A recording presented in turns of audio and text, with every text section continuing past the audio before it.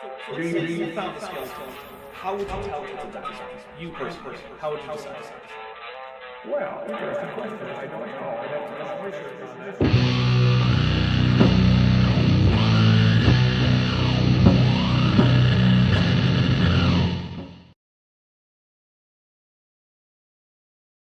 Hey everybody, welcome to Dapper Reacts number, I think this is 109? It is 109, wow. So I'm Dapper Dinosaur, I'm here with Vishanti and Kip, and I'm sorry, but I am currently putting on a band-aid because I made it dark and stormy and somehow managed to cut myself on ginger beer, which is a thing that I never thought would happen. What it actually is the ginger beer came in little, like 4 cans in a little cardboard container, and in grabbing one of them from the cardboard container, I just slid my thumb forcefully, accidentally along the edge of the cardboard, and it just sliced right into the flesh. So, yeah. How are you putting on a band-aid without thumbs? Oh, well, I mean, my butler is helping out. I have a triconodon butler. Oh, that's right. I forgot about the butler. Yeah, so, I mean, it's not that crazy. What is a triconodon? I don't know what that is. So, triconodons are animals that were around in the Mesozoic, and they are very closely related to mammals, but they're not quite mammals. They're like just outside truly being mammals. So, if you had seen one, you probably would have thought of it as just being like a shrew or something. But they're called triconodons because they have a particular shape of their teeth, where many of their teeth have 3 cusps, which are not similar to the 3 cusps in your 3 tricuspid molars. They're arranged differently, but still, they have 3 cusps, so they're triconodons. Yeah, so there you go. Okay. So that's what that... What does a butler do? I buttle stuff. Yeah, you buttle things. That seems obvious to me. Oh, and now it's actually starting to sting. Gosh damn it. Oh, damn it. Oops. Wow. This is a great start to the stream, everybody. This is an excellent start. All right, so we do have a few things to read before we really get into things. We are doing the drinking rules. I'm not going to explain them. You guys know them. And if you don't, oh well, I'm drinking a Dark and Stormy. I have ginger beer. So, I'm going to read one thing. I'm going to ask Vishanti. I'm out of it today. I'm going to ask Vishanti how she's doing. And then I'm going to read another thing. We're going to see how Kip's doing. And we're going to keep reading the rest of them, and then we're going to get into it. So the first thing is Ben Thick Tunicate, the kosher eagle, which is weird because I'm pretty sure eagles aren't kosher. Yeah, they're not. Definitely not. Birds of prey in general are a no-no. In general, they're not. Yeah. Kosher. Although, which is weird because chickens basically are birds of prey. But they're vicious predators. I like your optimism. Yeah, like someday you'll be a kosher eagle. So Ben Thick Tunicate, the kosher eagle, who's been a member for 22 months, says, "Happy Saturday, everyone. Remember to send Dapper his favorite eukaryote with a bunch of disgusting pelagic tunicates, which I do not approve of, and I should take that entire emoji away and replace it with something that's better, which would be almost anything. Leeches, maybe? Maybe leeches would be better than..." No, you won't, because secretly they're a part of your heart. I don't even know what that means. That sounds like a horrible disease. It really does. They're just swimming around. Ugh. I'm concerned now. Mm-hmm. All right, so Vishanti, how you doing? I don't really want to answer that because that's fair. Well, there's a reason why the current super chat goal is chat gets Vishanti a gift. Turkey bacon isn't kosher. No, turkey bacon is kosher because I eat it regularly. Like turkeys are kosher. Turkeys aren't birds of prey. Well, they're not birds of prey the same way as eagles. Turkey bacon is kosher. I mean, and you also have to think like carrion birds are probably where the delineation was intended, but there's still open debate on some of those. Also, even among like people ducks, for instance, those are controversial because they're pretty. Yeah. So no duck curry for some views. I mean, it as with most things, it depends on your halakha. So. I do remember when you were surprised when I told you that one of the reasons you can't assume that halal food is kosher is because camel is halal. Yeah. Yeah. They are definitely not kosher. Halal food definitely includes camel, which, I mean, whether or not you're actually going to find that in a halal market is going to depend on where you are, obviously. Like, if you're in Indonesia, they're not going to have a whole lot of camel meat for sale. But, like, I went to a grocery store in the UAE, there was camel. But, you know what is kosher? Giraffes. And pronghorns. Yeah. every rabbi that I remind, like, about giraffes, It's- they're always like disgusted, but they can't say it's wrong because they chew Is cud and there- they have split hooves. Are So They there do. places in this world where people eat giraffes? I'm sure there are. probably. There's got to be some group somewhere in Africa Mm, of like people who get most of their meat from hunting who are perfectly happy to hunt a giraffe. There's got to be. yeah. You I can expect them. Must. They're probably not that great, though. look. There are people in this Well, world how would you know? who use I brine wouldn't know, flies. but I'm kind of I'm kind of I guess in terms of my capitalist upbringing, my expectation is that if it's good, there's going to be a market for it, and Well, people see, are going to want to. That's not necessarily the case though, because That's lots not of necessarily things, true. yeah, lots of things that are really Yeah. tasty are basically impossible to commercialize. Like, there's in North America we That's have fair. blackberry bushes. They're basically unfarmable, which means that while blackberries are Yes. delicious, if you want blackberry Yes. anything, you better go pick some blackberries because you can't just go You buy take them. you take your personal safety into your own hands Mhm. and get into those blackberry bushes. Yeah. And yeah, Yep. it's true. So, You're right. and So- there have to be other things like that. It can't just be a unique North American But phenomenon listen. that there's one food that you can't commercialize, but it's delicious anyway. It doesn't stop my local grocery store from selling blackberry pies. Yeah. in I September. used to spend I bet summers there's. Oh, sorry. picking blackberries by the bushel, and we would take them Mm. inside, and the people that were Mm. watching Good me and my stuff. brother during the summer while my mom was at work, we would make cobbler, like Ooh. fresh blackberry cobbler. Mm. All right. So This was still one of my favorite things that I did with my kids when they were younger, is wander around the neighborhood and pick blackberries. well, here's one thing. In fact, I like blackberries so much, I still use one. Oh, Oh, very nice. So Get on my level. Ben Thick All right. Tunicate the Kosher Eagle also gifted 5 Dapper Dinosaur memberships. So I'm going to say, Kip, how you doing? While I take those 5 drinks. well, I mean, guys, there's a lot going on. I had a fundraiser last night. It was very successful. I'm Awesome. honored and humbled by the response of our community, and I'll take the moment to say thank you, and thank you to everyone who did participate. And I guess there's other things going on. I don't know if you guys noticed, but Kenneth Kitchen passed away this last week. I don't expect you to be familiar with Kenneth Kitchen, Dapper Dinosaur. Vish is giving me Dang. Dang. What? Yeah, I know who What? Kenneth Kitchen is. You know who Kenneth Kitchen is? He passed away this week. And I was I tuned in to a certain Friday night Q&A stream by a certain now disgraced Egyptologist who was memorializing Kenneth Kitchen, and I learned a couple things. I learned that this certain now disgraced Egyptologist was a research assistant of Kenneth Kitchen's for 3 years, and apparently as part of That makes his research contract, and this is where I'm confused. Apparently, as part of his research contract at the University of Liverpool, he part of his job was to help Kenneth Kitchen buy groceries. Okay.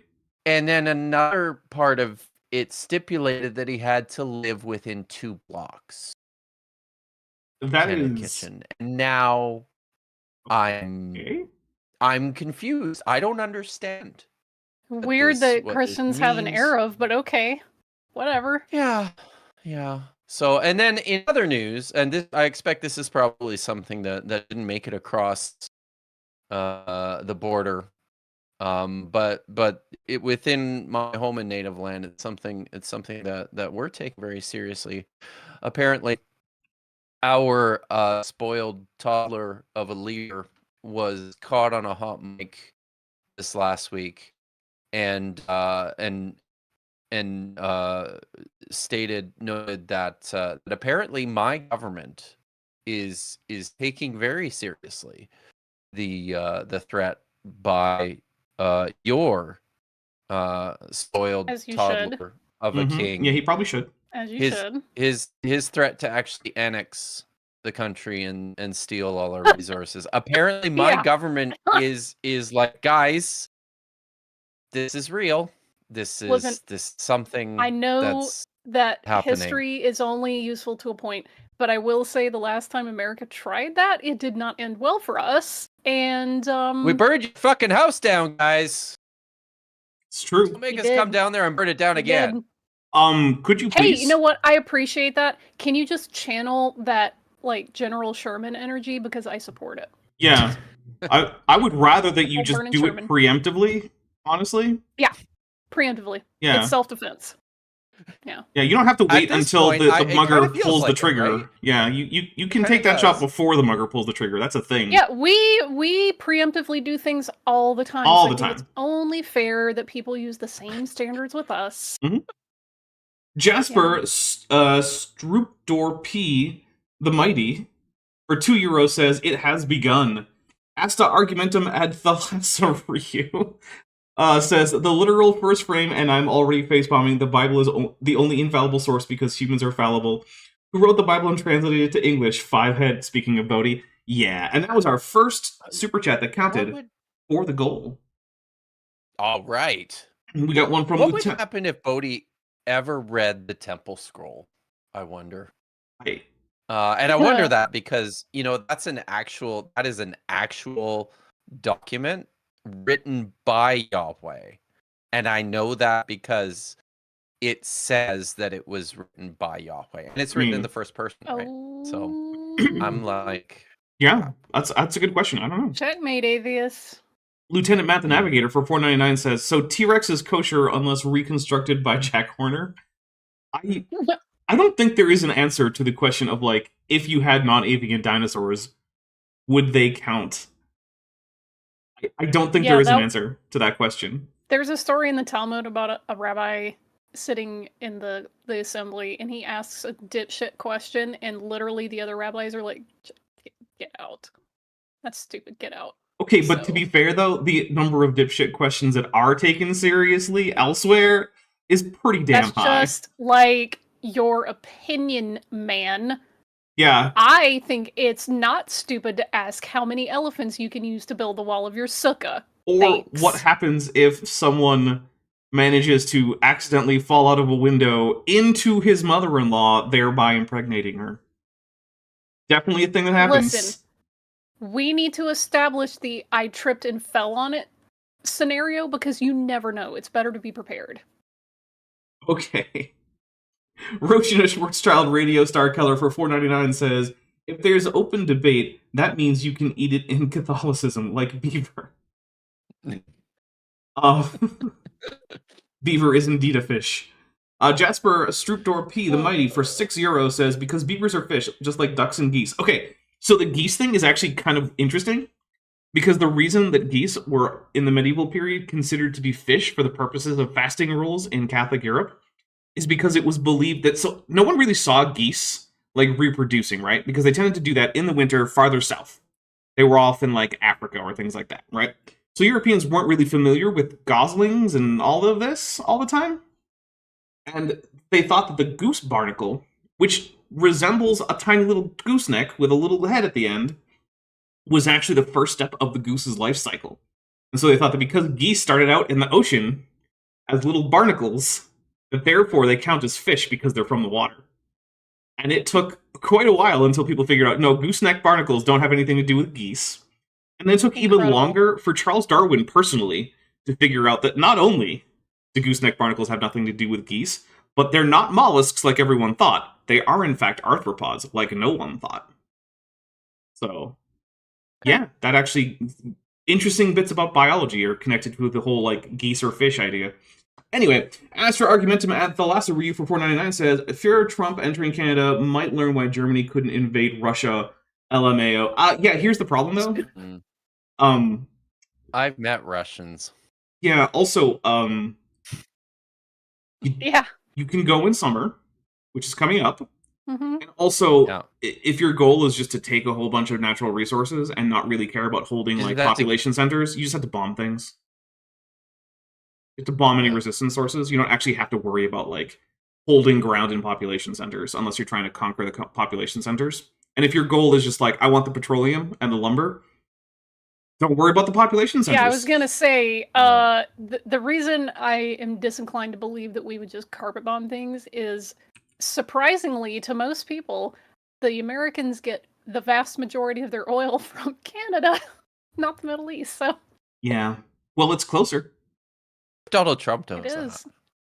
Lieutenant Matt the Navigator for $4.99 says, if AIG's history is any guide, he'd read the Hebrew from left to right. Yeah. Oh God! Did I tell you about the And weird... probably upside down because he thinks Well. things are probably like justified to the bottom of the line. Did I tell you about the weird experience I had in Arabic class when I switched from reading the Arabic paragraph down to like the English like grammatical explanation or whatever? Did you have a moment of confusion? I did. So I had been reading, this Arabic for quite a while, Yeah. and then suddenly I start at the right-hand line of the English paragraph, and because, I'm not sounding out each word, I'm just sight reading all of them, I start sight reading them, but each word right to left, I'm like, this sentence doesn't make any sense at all. And I'm going over it and over it, and I'm reading each word each word individually, but each word right to left. And I'm like, what is happening?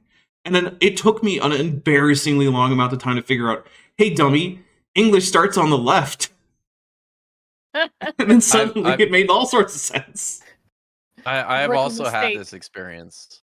I think it was the first year after I did Hebrew, after my first year of Hebrew, and I was working a summer job, and school was around the corner, right? I was going to be heading back in 3 or 4 weeks, and in my head I was like, I should probably, I haven't done anything with these languages in months. I should probably Practice. refamiliarize myself with some of these things, practice. Yeah, so I pulled out like a piece of note paper, and I sat there and I started just writing out like text to refamiliarize myself with what was going on. And I was looking at it going, it looks very strange, and I can't figure out why it looks very strange. And here I was writing the Hebrew from left to right. Uh-oh. And it does. It looks really weird when you you write it backwards. It occurs a lot on signs made outside of areas where people are familiar with Hebrew or Arabic. Mhm. And yeah, Like actually, the new holiday of Tukos. oh yeah, that was fun. Mm-hmm. My favorite one though is when people get they'll try to write something in Arabic, and they don't bother to check whether or not the program they're using will properly contextualize Arabic script. And so it goes left to right, and with only the isolated forms of the letters. And it is just like spiritually painful to anyone who's even vaguely familiar with Arabic to look at Arabic written that way. Because it's tell worse me than if just I just writing had- it backwards. Tell me if this is cursed or super fun. I thought about creating Judeo-English this week. That could go either Writing. way, but it's definitely going to be super fun. Judeo-English. Yeah, so in much the same way as Ladino or Judeo-Spanish or Yiddish, which is basically just Old High German with Hebrew letters, writing English but using Hebrew. I mean, the alphabet is fundamentally ill-suited to the task, but that's not different in like Ladino or Yiddish. Exactly. Hey, that didn't stop Spanish. That didn't stop It's also the Old High case. German like this. It's also the case that the Arabic alphabet is fundamentally ill-suited to Turkic and like Indo-Iranian languages. People didn't care about that either. They still went with it. So I mean, Mongolia has entered the chat. with its 4 alphabets. Geez, Mongolia, calm down. The first one was probably your best one. Just stick with that one. All right, Metageeky Platypus Warlock for $5 says, one of my med students had their first I fell on it patient this week. May Vishanti have blackberries and pawpaws, and may Mothra save us. We'll take a drink for that. Thank you very much. Norm puts for $2 says, that simulate to chat super confusing. No. Oh. No. Oh, I sent a confusing super chat to simulate that. Oh, there we go. And it worked. It worked very well. Thank you. Asta Argumentum and the Thalassa Ryu for $4.99 says, AIG readers shaking hands, manga illiterate Anglo. Why is it written in the wrong direction? Yeah. Yeah. Yeah. It's a lot harder when you're trying to do like something with such a visual format where the order of the characters is important to the order of events, and then you translate it to a language that has a different order for the characters, and it's like, ooh, there's not a great way to do this, is there? All right, but SVO to VSO, like, ooh. we have now caught up on the super chats. We only need 22 more super chats to hit the goal, and remember, the goal is How many letters are in the Hebrew alphabet? there you go. And remember, Vishanti has been having a pretty crap week, so if we get that goal, I'm going to get something from her wish list and send it to myself. All right, let's start with I'm kidding. I'll send it to her. Suddenly, I just show up with like a what is it, like Captain Marvel Funko Pop for some reason. I'm like, hey guys, look, I got a Funko. Or, I mean, you pick something that's like hyper specific to just me, and then you end up with something like that. Like, I added the 12 Monkeys DVD set last night. I put on some fountain pens, which I know that you would absolutely make use of. Oh, yeah, absolutely would. Roshan Schwarzschild Radio Star Keller for $4.99 in a super chat that I very much had to squint to read because for some reason the default size for Arabic text on most computers is absolutely minuscule. Itty bitty. Microscopic. Yeah, but cool. it does in fact say Bismillah ar-Rahman ar-Rahim, which is the start of... It's the start of all but one surahs in the Quran. The exception, I believe, is Surah 9. So that one does not start with Bismillah, although it is not unheard of for people to accidentally add it at the beginning of a recitation of Surah 9 because it's everywhere else. And so it feels weird to not include it. I have not investigated this, but I'm just going off what I know from Hebrew. Is this akin to something like in the name of God the merciful and gracious, or gracious and merciful? Yep. Although it's Sweet. It's superlative, so it's the most gracious and the most merciful. Mm-hmm. Most, okay. Yep. Nice. Thanks, Semitic languages. Yep. Because I recognized the prefix. Bismillah and yep. The prep. This shem instrumental. Yeah. But Rahman and Rahim, Rahman is like merciful or gracious. It's almost like these languages are related and didn't just spring out of nothing at the Tower of Babel as separate languages like Bodhi would have them have or be. Love that. Yeah.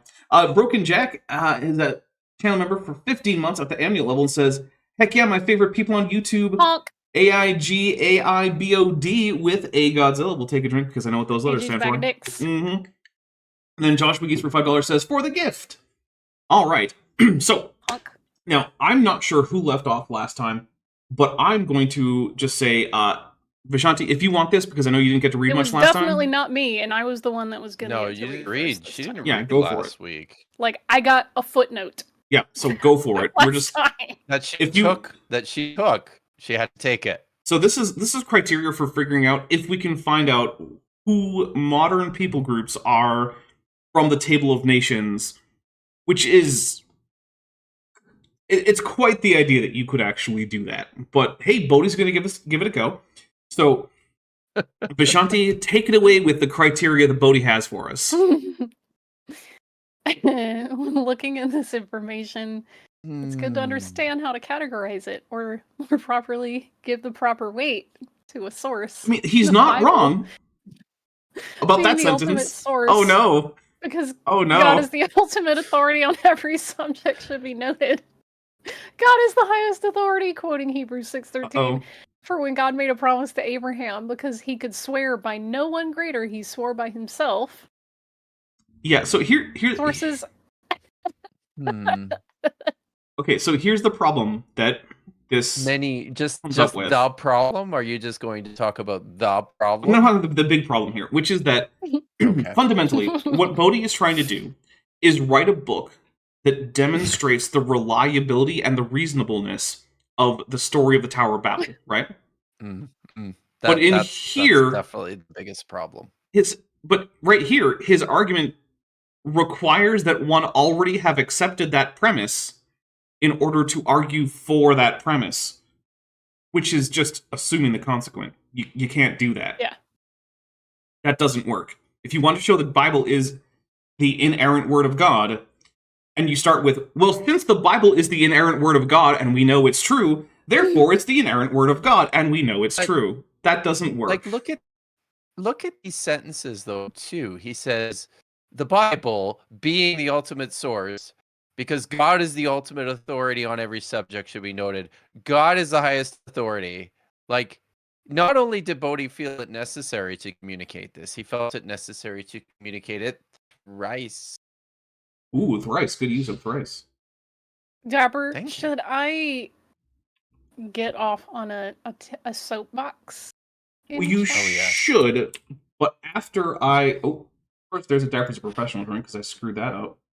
But first, I'm going to read the super chat from Roshana after I take a drink for the Dapper's a professional. Roshana Schwarzschild Radio Star Keller for $4.99 says, that was one Unicode code point. U plus FD FD. Apparently, yeah, there's one Unicode single just character. That's the entire Bismillah. That's okay. That's pretty amazing. I knew there was one for Allah because it's a weird thing that, like, it's written weirdly, and if you just type out those letters individually, it doesn't actually take the shape that it usually appears in. Oh, wow. But yeah, okay, that's weird. Is there a Unicode? Is there a single stroke Unicode for, like, the Baruch Adonai Eloheinu melech haolam?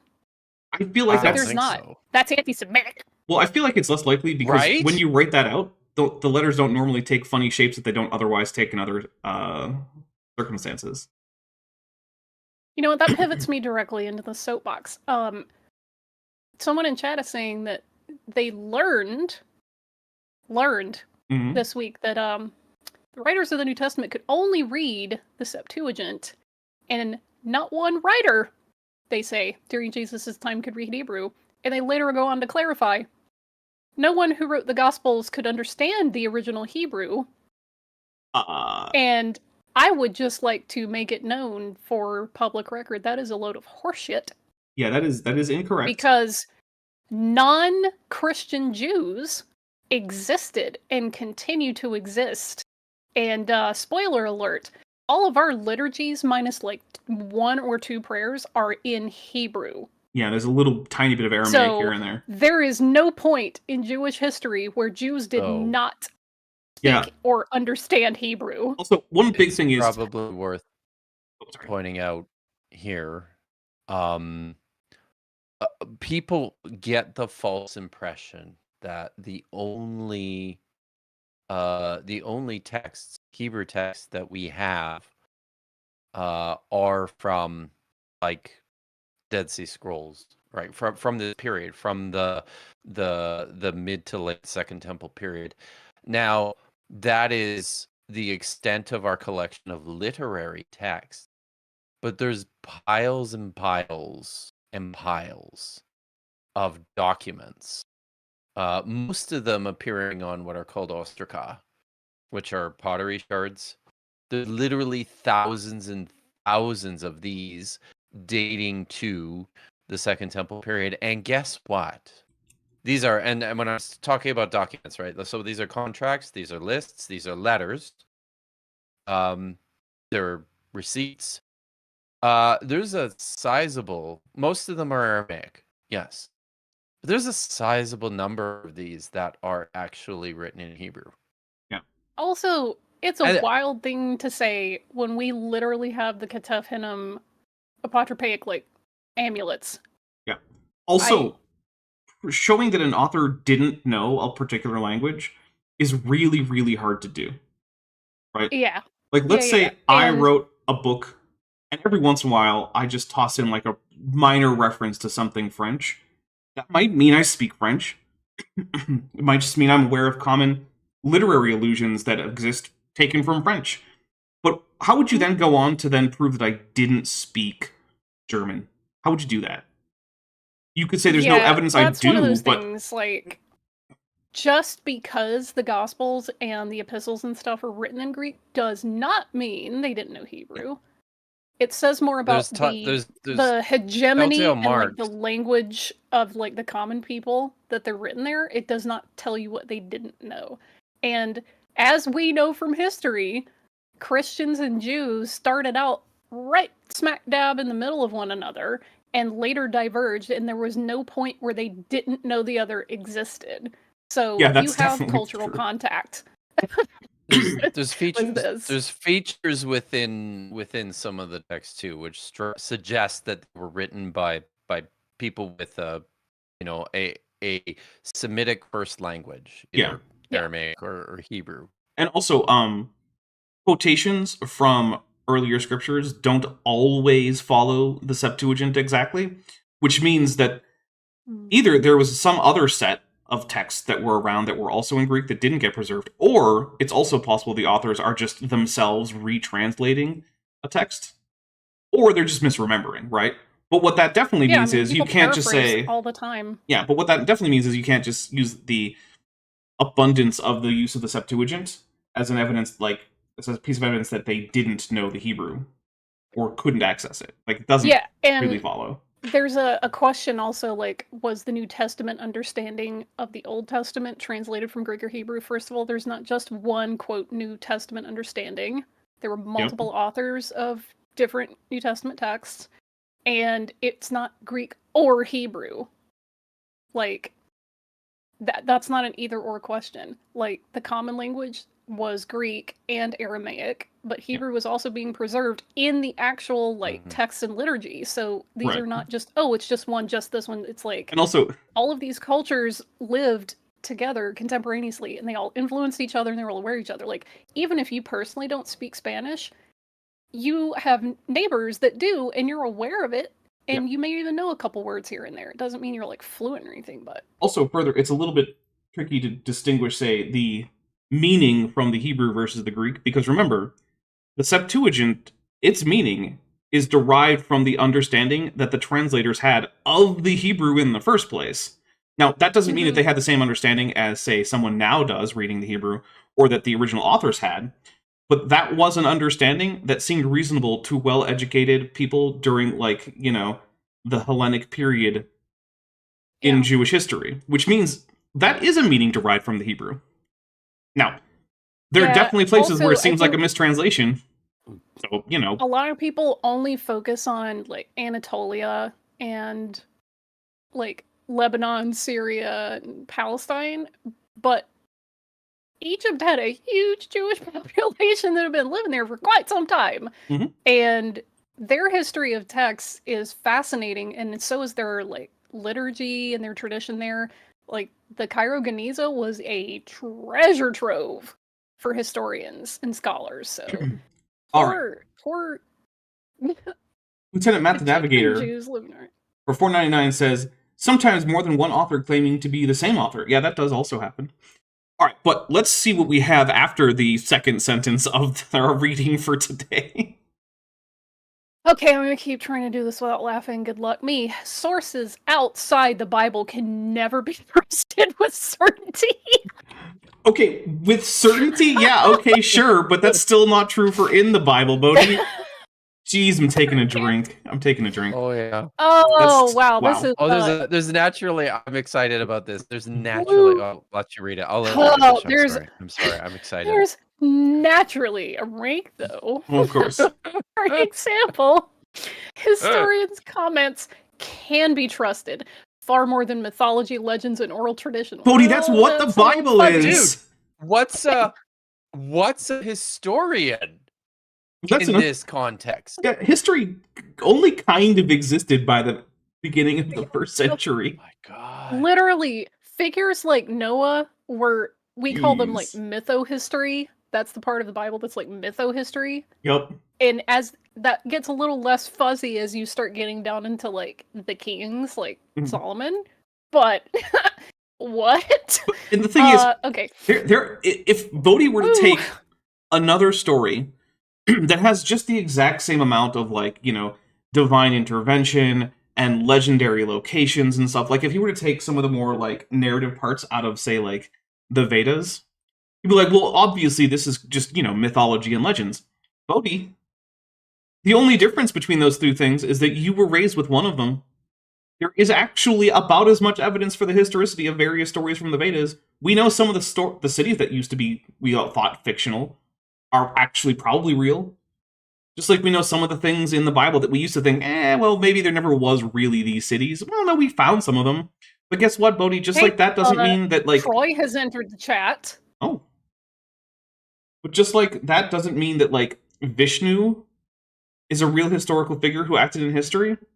The fact that, like, there has been some archaeological backing for bits of Genesis doesn't really mean that, the story of the Tower of Babel is true. We got a couple things to read here. Roshan Schwarzschild Radio Star Keller for $9.99 says, I couldn't tell if you knew a language, but I could tell if you are not a native speaker based on the idioms you used. Yep, there you go. That's how Lucifer 2.0 was caught. He used English idioms only used in Russia. Yeah, that would be a problem. A Dark Law Dragon, who's been a member for 30 months, says, and is at the Touchpod level, says Godzilla, Mothra, Ghidorah, and drink. And so we shall indeed drink, or at least I will. Yeah, somebody in the chat was saying, like, how do you do this sober? Well, fun fact. Some of us don't. Yeah. Lieutenant Matt the Navigator for $1.99 says, fox-sized ants are real, confirmed. That sounds horrifying. I mean, Casual Sleeping Dragon says that there was literally a dragon the size of 3 mountains. The Silmarillion says so. I mean, that's true. That's true. Yeah. Who was that? Was that Glaurung? Was that who that was? Or Encaladon? I think it was Encaladon, wasn't it?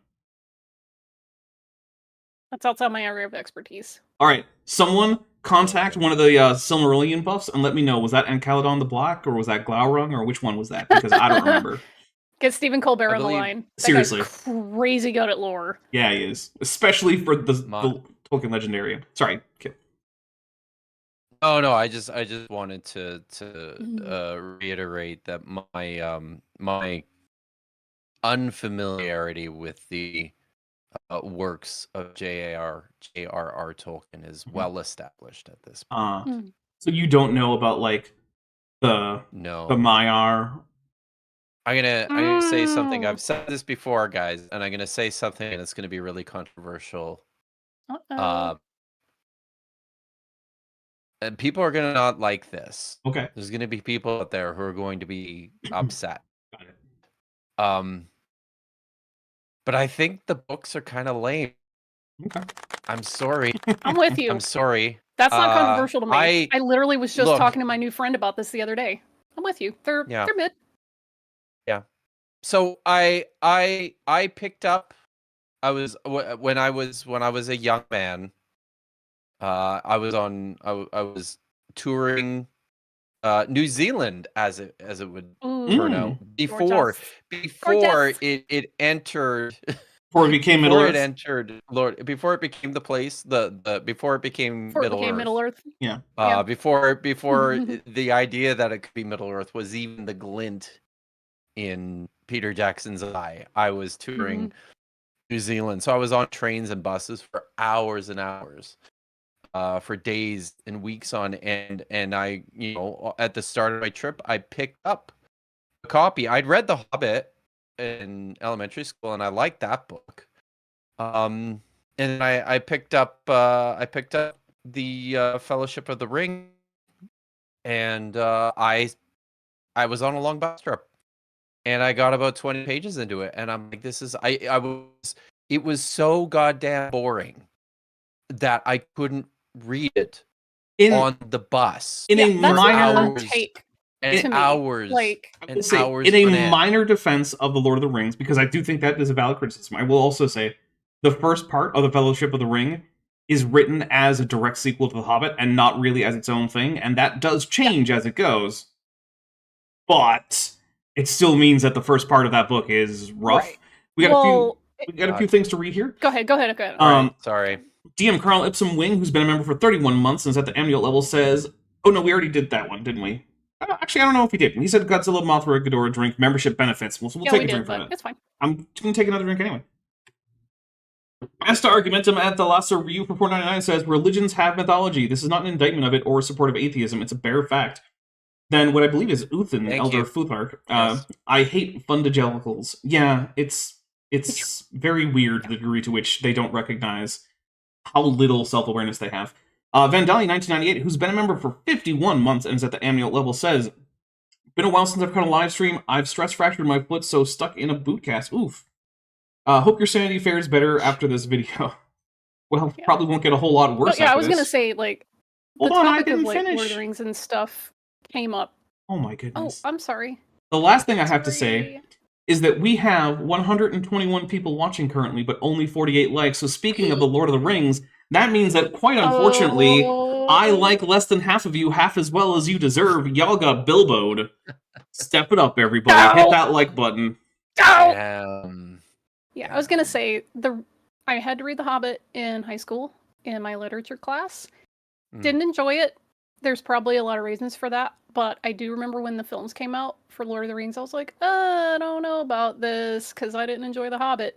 However, I saw them and I was like, hell yeah, I like these because they're just good films, right? Mhm. I like the And I films, thought- yeah. And I Hobbit thought, less so, but surely I must yeah. have missed something by not enjoying The Hobbit. Let me just read the Lord of the Rings trilogy because maybe I missed something. And I read The Fellowship, and I was like, okay, not bad. We're doing okay. And then I didn't get all the way through the Two Towers. Like I got halfway through, and that's Yeah. kind of where stuff started getting really cool in the films. And it's not for me. My big problem with the I'm Two not- Towers is that I think Peter Jackson did a better job of structuring it, where it cuts back and forth Yeah, between he the did. two sets of characters. Absolutely did. Whereas the books are He just did. like, we're going to stick with one set of characters right through to the halfway point. Then we're going to switch to the second set of characters. And it's like, Yeah. that is a rough way to do that. The chapters need to be But- interspersed. Right. Here's the thing, Yeah. it's just a genre thing for me. I'm not saying they're not well-written books, because they are.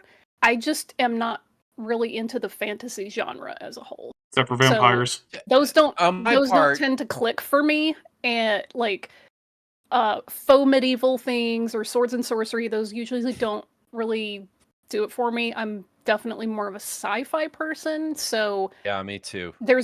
it's fine. Like there's people like that are completely opposite. They're like super into fantasy and Laser dragons swords magic. and psychic powers instead Yeah. of swords and sorcery. Yeah, and that's fine. Yeah. Like, cool. So I'm not for- going to try to talk them out of it. All right, we've got another I super just- chat. That's why it For didn't my- click for me. We got a super chat. Okay. Vadim Here you Rachenko go. for €2 says, best version of The Hobbit is the KJV. That's right, the King Yeah. James Yes. version. But Yes, hey, we should that's right. probably It's read good. more than 2 paragraphs of the main Well, text that we're supposed to I'm be doing. trying. I'm trying here. Okay. All right. There is naturally a rank, though. For example, historians' comments can be trusted far more than mythology, legends, and oral tradition. This is not to say that there is no truth to these others, but that requires discernment. Then Discernment. there are genetic Christians love studies. that word. They do. I know. There are genetic studies to link people groups and language families that also have merit, but are not worthy of the level of scripture, or, Oh. at this stage, not Oh, even boy. worthy to compete with historians' comments, but they do have some value. Oh After my all, god. I would think People that can genetic conquer studies other would be at the people top groups. of this. Oh my goodness. Okay, I mean, No. true. Or they bring back can. captives or migrate and so on. And intermixing can cause strange results in genetic Ooh. studies as well as affect language.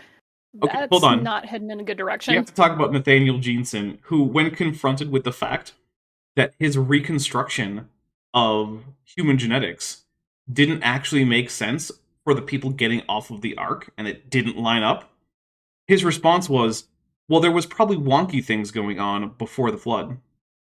So remember, for a creationist, when the genetics don't line up with your idea, apparently wonky things is an Wonkies, acceptable yes. explanation for that, because wonky is one of those very Mhm. technical terms that occurs in genetics. It's Yeah. all over the genetics Very- literature.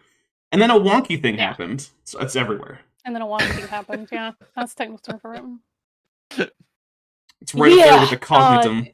Naramda puts in the chat says discernment means something very different outside Christianity. Yeah, it's kind of the It way really that they does. label Yeah. intuition. Yeah, that's the thing. They It's things just to confirm intuition. their intuition. That's what they call it. So Yeah. they just say, I have It's like, discernment. as Okay. I have a bad feeling about this, that's the Holy Spirit helping me discern things. Like, or it could just be that you've Mhm. got a bad feeling Yeah. about this. It's okay. Yeah. Wayne Yeah, Rossi for $2 says AIG is a starship full of defective laser swords. I'll take a drink. It's fine. We'll take a drink. Okay. The language of Rome, for example, has affected much of Europe during the Roman Empire's influence. Yeah, Yep, that's what that's true. imperialism does. Thanks.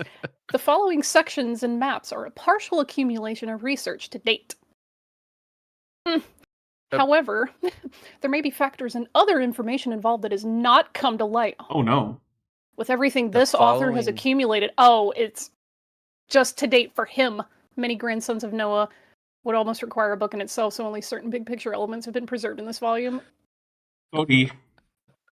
I gotta hand it to him for using this author as his like qualification when he's trying to paint big historical strokes here, and he's like, "Well, this author. Well, this is a partial accumulation of research to date by this author." We've established that this is how Bodhi thinks academics write, and it's like a caricature of like formal academic literature.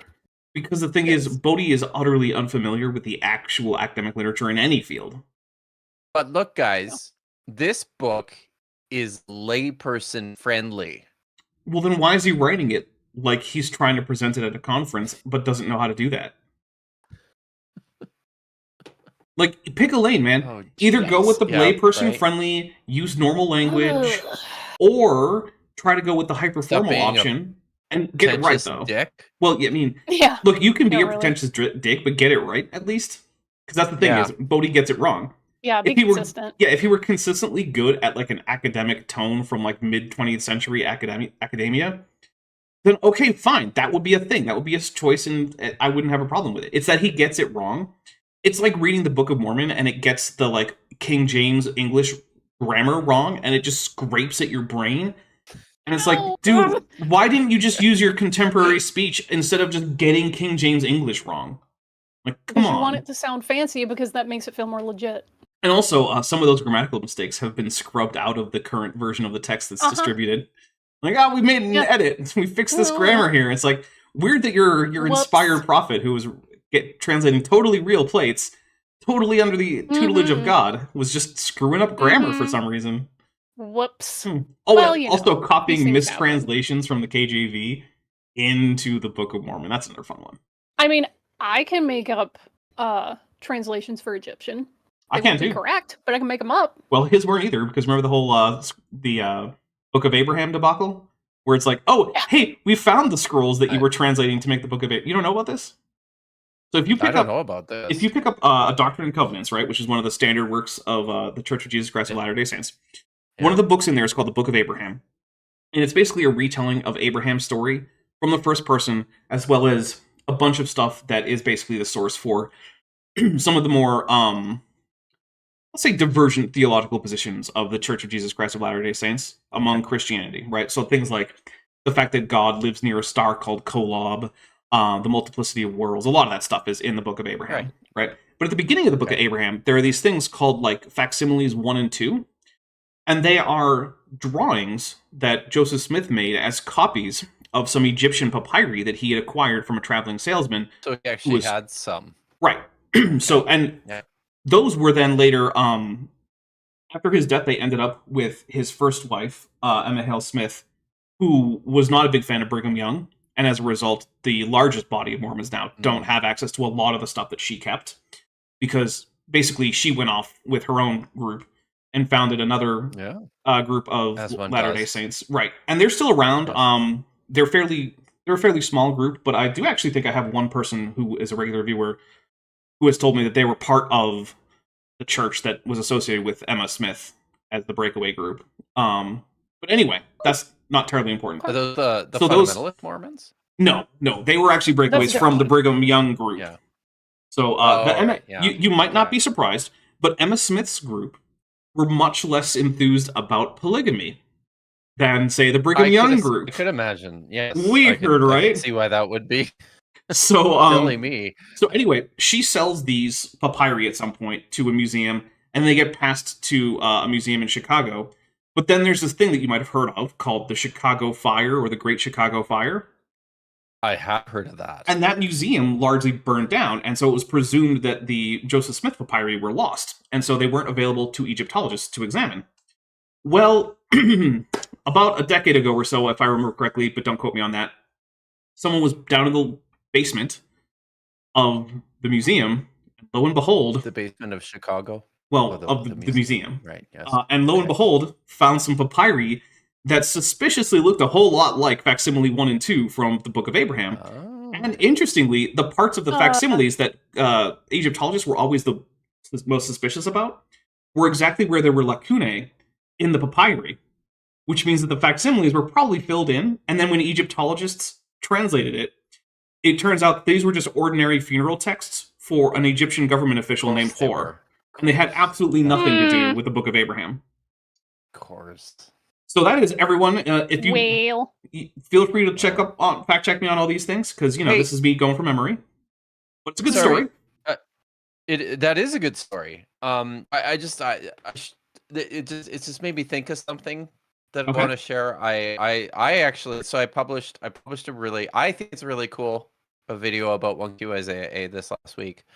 But somebody saw it and they're really excited.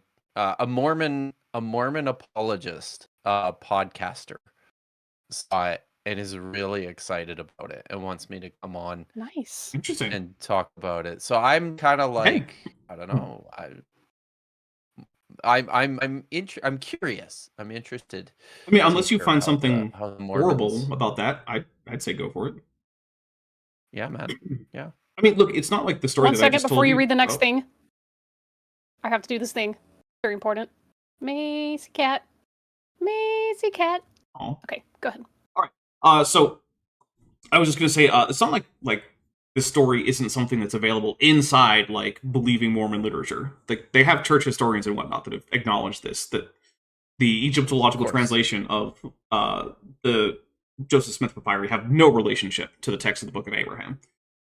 Anyway, Roshan, a Schwarzschild radio star Keller for $4.99 says, was watching old Apologia videos on Bodhi. Bodhi does not know what the word fallacy means, and it's sad. Yeah, that's true. He just loves... Yeah. He plays like fallacy bingo. Well, he'll just call out a fallacy, and it has nothing to do with what's going on. It's crazy. Jasper, Stroopdoor, P the Mighty with their 20th super chat on the channel. Thank you very much. For €6 says, Bodhi falls into the age-old apologist tradition of thinking his audience is completely illiterate and ignorant on the subject. Yeah, that does happen a lot. I see it a lot with... I frequently say that like no one has more contempt for their own audience than young Earth creationists do. It's absolutely insane. All right, Josh McGeese for $5 says 3 of 4 for the F-bomb fund, and then also later says for another $5 and 4 for 4 and 4 of 4 for the F-bomb fund. That's for 2, right? Yeah, that gets you 2. They're $10. Yep, They're $10 each. So $10 each. I've got 1. Yeah, I think you got like 3 total right now. I think maybe I should start a counter for that. Maybe you should. I have 3. So I've used 1.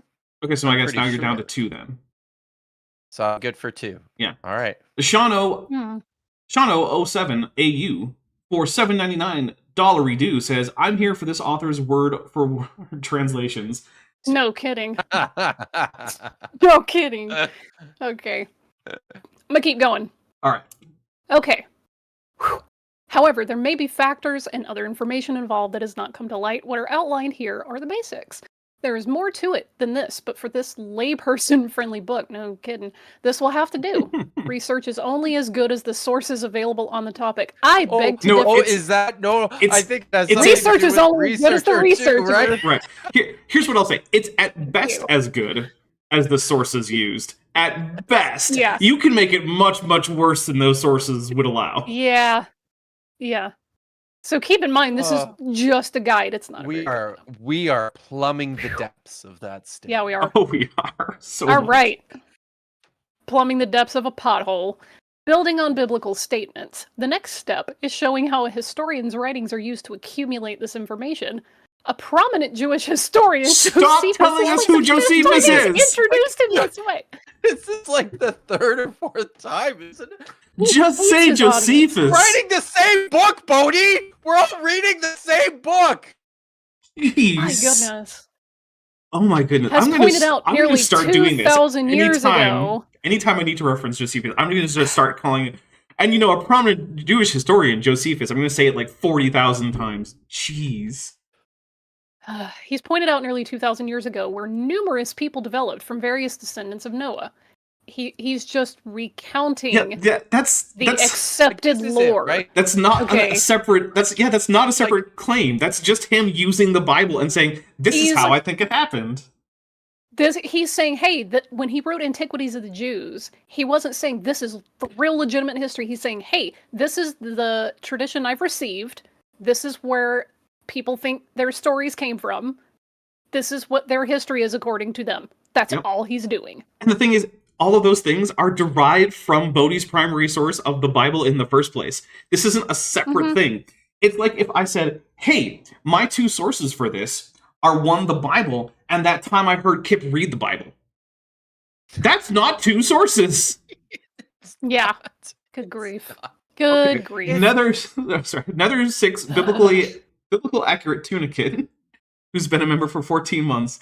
Does young Earth creationists treat their audience like idiots? They really do. God, do they ever? They assume. Ow. My favorite example of this was there were these articles on AIG about young Earth evolution, right? It was basically just Harry F. Sanders III complaining about compromisers, which is basically just young Earth creationists who disagreed with him about a few things. I rember that. By the way, Harry F. Sanders is the guy who left both YouTube and Rumble because it was very, very much too clear that he was on a trend towards being the next person taken out by a bunch of police at a school or mall or theater. But anyway, in that, one of his primary things was like, well, these creationist speakers might confuse the audience, and in like the most inane ways. And it's like, you just think that everyone else who's a young Earth creationist is just an absolute moron.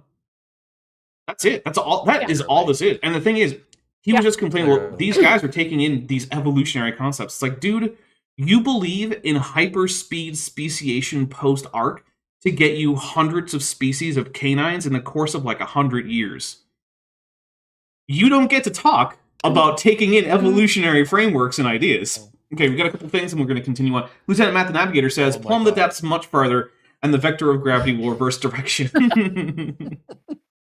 Finally, we understand black holes. Jake, insert clever dapper inside joke here. Nelson for $10 says, for the Dr. Kill swear jar, the way the stream is going, I think he might need it. AIG is a yada yada yada. And we'll take a drink for it. Yeah. We're Jillian coming up reminded here, me, right? don't you mean antiquity of the Jews? Because that's what we calls talked it. about this last week. We're coming up to this again. Antiquity. And honestly, sorry, read the sentence. Okay. Yeah. And Josephus's work will be a jumping off point for the rest of this information. A bibliography of consulted works. Oh yeah, will be used to accumulate antiquity of the Jews. Bodhi. Because that's we established this, right? This is what Bodhi thinks this book is. Bodhi thinks that Josephus wrote a book about how old those fucking Jews are. The Jews, they're over 80. It's a whole people of geriatrics. Ooh. His sources are the Bible plus a bunch of theologians. Yeah, I love this.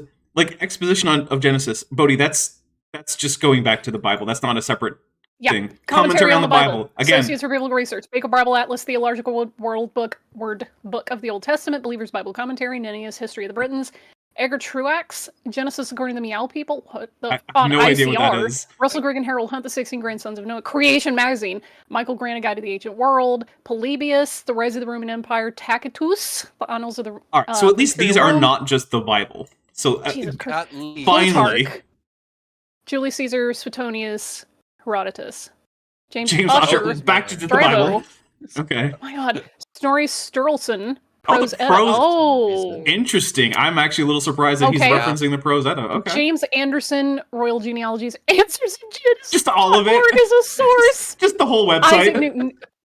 Newton's Revised History. So was Associates of Biblical Research, guys. Yeah. That's true, yeah. He's using Isaac Newton's Revised History of Ancient Kingdoms, Henry Morris, an apologist, Geoffrey Keating, The History of Ireland, Francisco Collin, The Native Peoples and Their Customs, and Arthur Custance, Noah's Three Sons, others, Creation Wiki, various printed dictionaries, Bible.org, The Book of Yasher,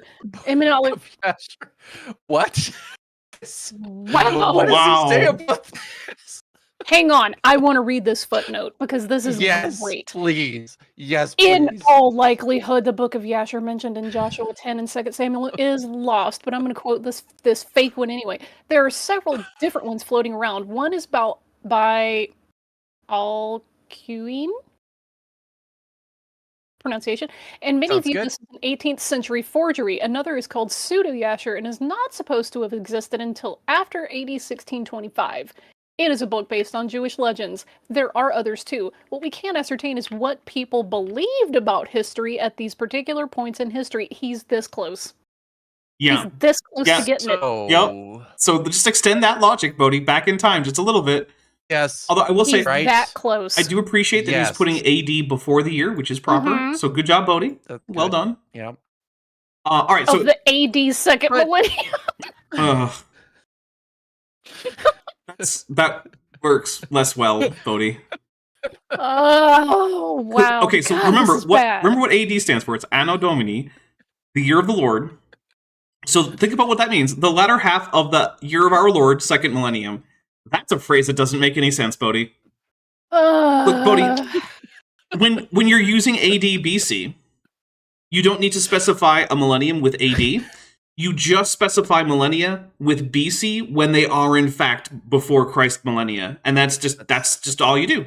You say the second That's all millennium, you have to do. and everyone knows that because you didn't say second millennium Everyone's- BC, you mean after that. You mean It's okay after with that. year 1 and on. Yeah. I think I just dissociated for a second. So All right. So here's what we're gonna do. I'm gonna This read. kind of. We're I at was about a just break gonna say point. this. Oh, sorry. This just kind of reminds me of that one time that that Billy Carson used a known forgery to Was it only one time? validate his own ideas. Was it the Woo! Tablets of Thoth? The Atlantean?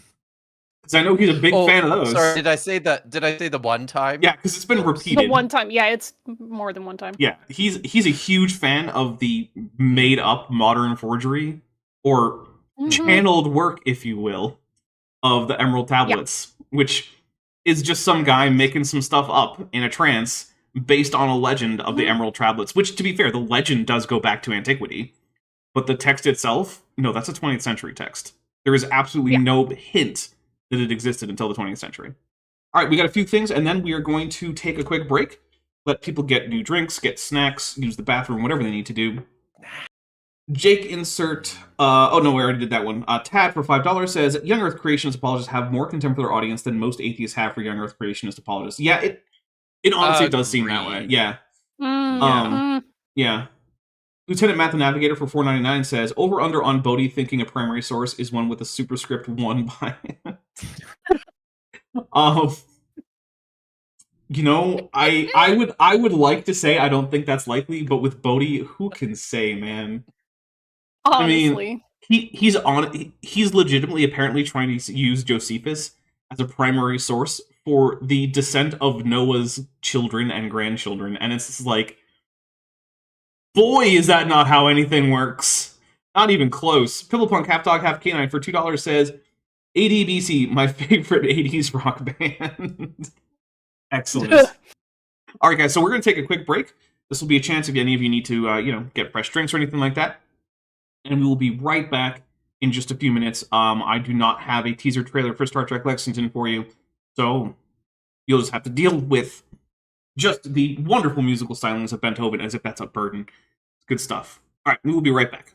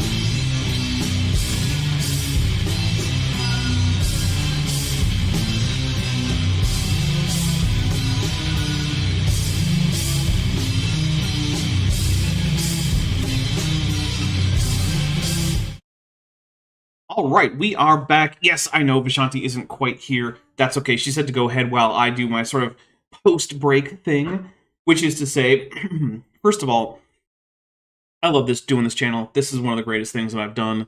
I'm pretty proud of it, and I want to keep doing it for as long as possible. And a big part of that is your support. All your super chats, all your gifted memberships, all that stuff. It really helps out.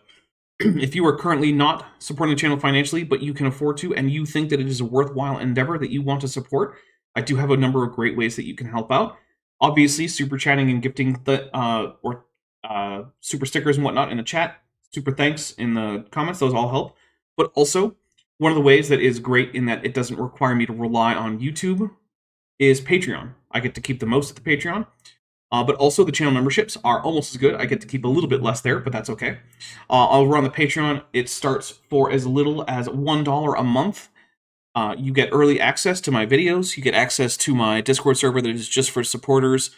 You get a 50% discount if you go annually. So if you want to have 1 year access to that Discord server and my videos, you can do it for less than $11.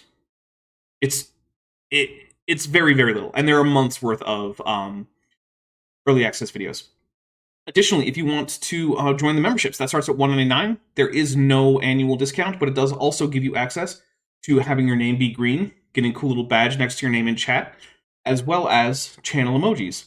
And it's the same early access, the same Discord server that you get access to. Also, if in a monthly or an annual pledge, it's not really your thing, but you still want to help out in a way that isn't just YouTube, super chats and whatnot, I have a merch store. I also have a wish list. Also, Vishanti and Kip both have Patreons. They are over on their channels, which are linked in the description. Make sure that you're subscribed to both of them. Also, Vishanti has a wish list. And Bent Hogan, who is my regular guest for Kent with Bent, also has a wish list and a Patreon linked in the description if you want to go and check those out. I can say that the majority of the thing that Bent eats when it's not, you guys getting to the free pizza for Bent Lumber is basically stuff he got from that wish list, because a lot of it's things like cans of refried beans, chips, granola bars, mac and cheese, stuff like that. So that's a big thing for him, is just getting groceries from that. Because you know what? Times are rough, and Bent is still waiting on the VA for an update to his disability status. And we're hoping for the best, but who knows? So, yeah. With all that being said, if you can't afford any of that stuff, or you just don't want to, that's okay. But no matter what you do, please make sure you hit like on this video, put in a few comments that don't mention the algorithm, and hit like, share it, all the YouTube stuff. Subscribe if you haven't, turn on notifications, all that good stuff.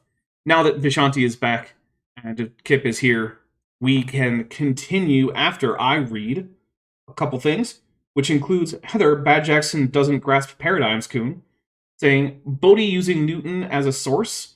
Do you think he knows Newton was an Aryan? Do you think he cares? I think he does not know that, and I don't know if he would care. If he did know that, he's like, well, he got this part right. I mean, that's possible, yeah.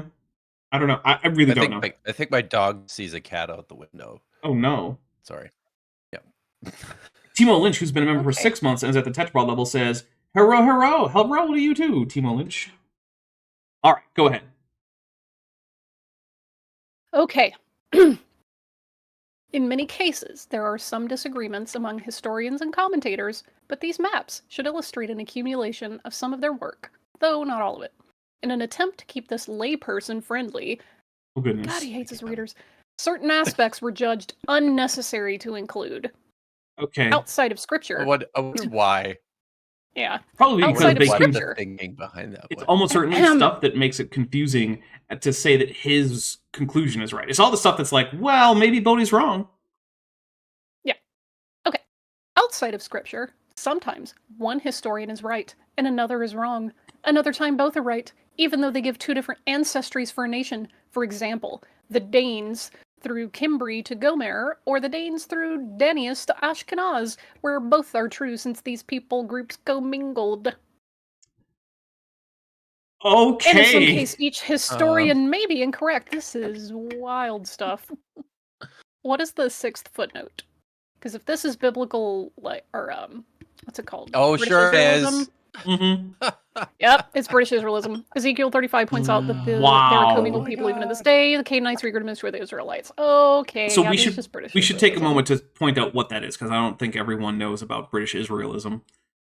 So Okay, so this Take is it away. something that is foundational to the Worldwide Church of God, and the long and the short of it is they believe that there are a lot of European nations that descend from the Lost 10 Tribes, and they believe that place names indicate this. So a lot of places that are Dane or Den or Dan in Europe trace back to the tribe of Dan. It's just looks like, but for sounds like. Mm-hmm.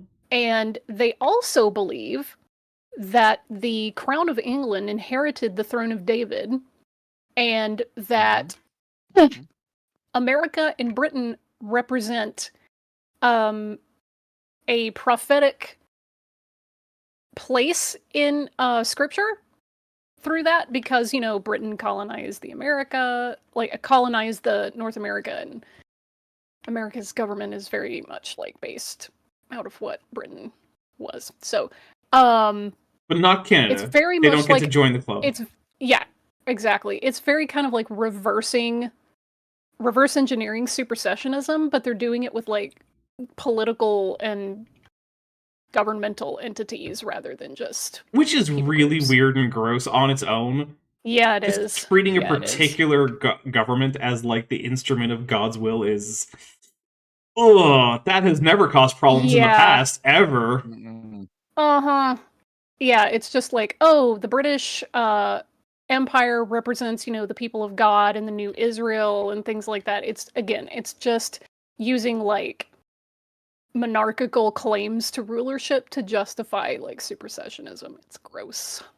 Yeah. Roshan of Schwarzschild Like, Radius. I almost forgot.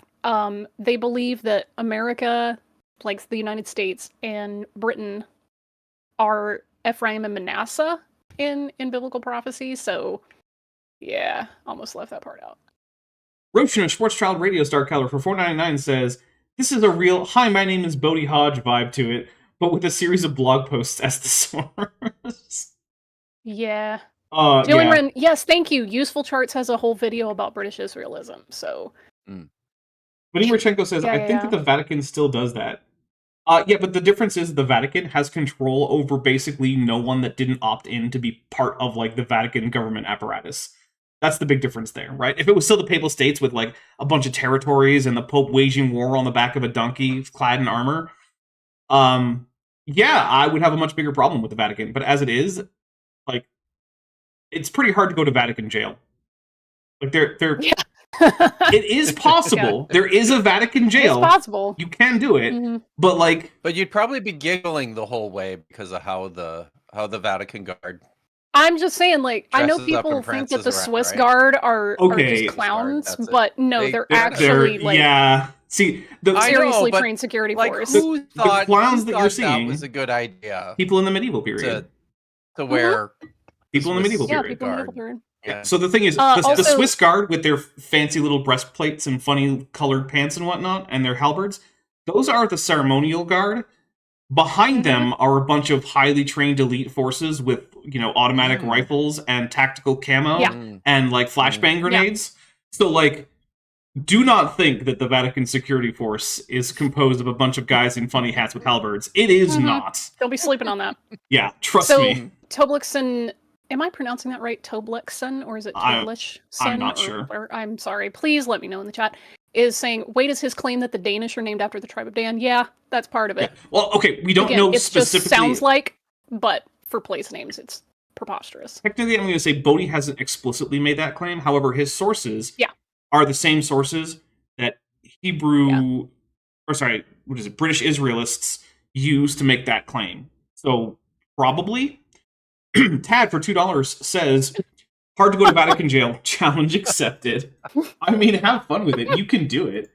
The thing is, you have to commit crimes and be caught in the Vatican, but not in St. Peter's Square, because St. Peter's Square is policed by the Italians, And if you commit crimes there, which, by the way, a lot of people do, it is one of the highest crime areas in the entire world, is St. Peter's Square.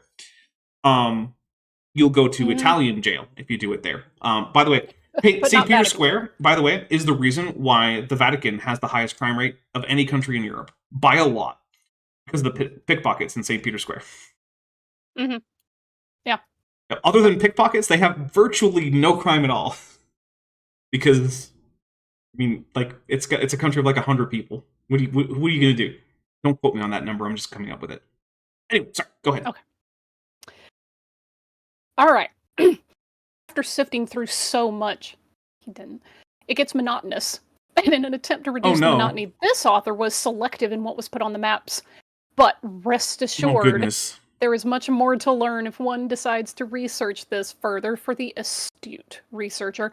The suggestion is to research with the original works when possible. I would love to see him reading Bodhi never did. Antiquities in its original language. In its original Greek. Also, just one thing. Love to see that. There is no good reason for a paragraph break here, Bodhi, because your but implies that you were following on directly from the theme of the sentence. So don't do that. That's not where you put a paragraph break. Yeah. Okay. I bet you he used Breton's translation. Oh Lord! I think he cited it earlier, but I don't. Did he? Feel like we should go. Okay. These maps and historical accounts are a good confirmation of what we read in the Bible, that we are all related and go back to Noah and ultimately Adam. This means we are all in the same boat, sinners in need of a savior. That does not follow Jesus Christ. No, Bodhi, it's not that.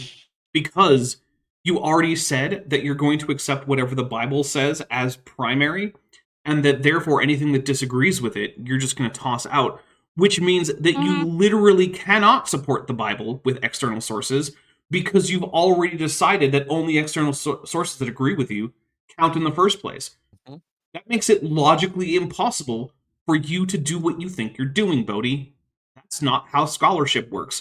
There's a reason that historians don't just assume the absolute truth of a particular text and then judge all other texts based on that. It's because you can't actually make that assumption in history. And if it turns out that every bit of evidence supports a particular text's interpretation of the historical record, well, good for that text. But you can't start there. Giuliano Deliscato, a prominent Jewish historian. Oh my goodness. Chef kiss right there. Just says Italian Jail could be a comedy movie. Yeah, I would watch a comedy movie called Italian Jail. Woo! And you know what the plot is? The plot. It's a group of paramilitary Jews who are trying to break into the Vatican basement to steal the menorah back. Italian Jail, the comedy movie? Wow. And then they end up in Italian jail? They end up in Italian jail. Oh, and shenanigans ensue. And their meatballs have Parmesan sprinkled over the top, and so they have to send it back. So, I'd just like to point out. Did you read the last sentence yet, Vish? Did you read that one yet? Let's read that. Then we get a super read that. This is the conspiracy theory, folks. This is just him making wild assertions.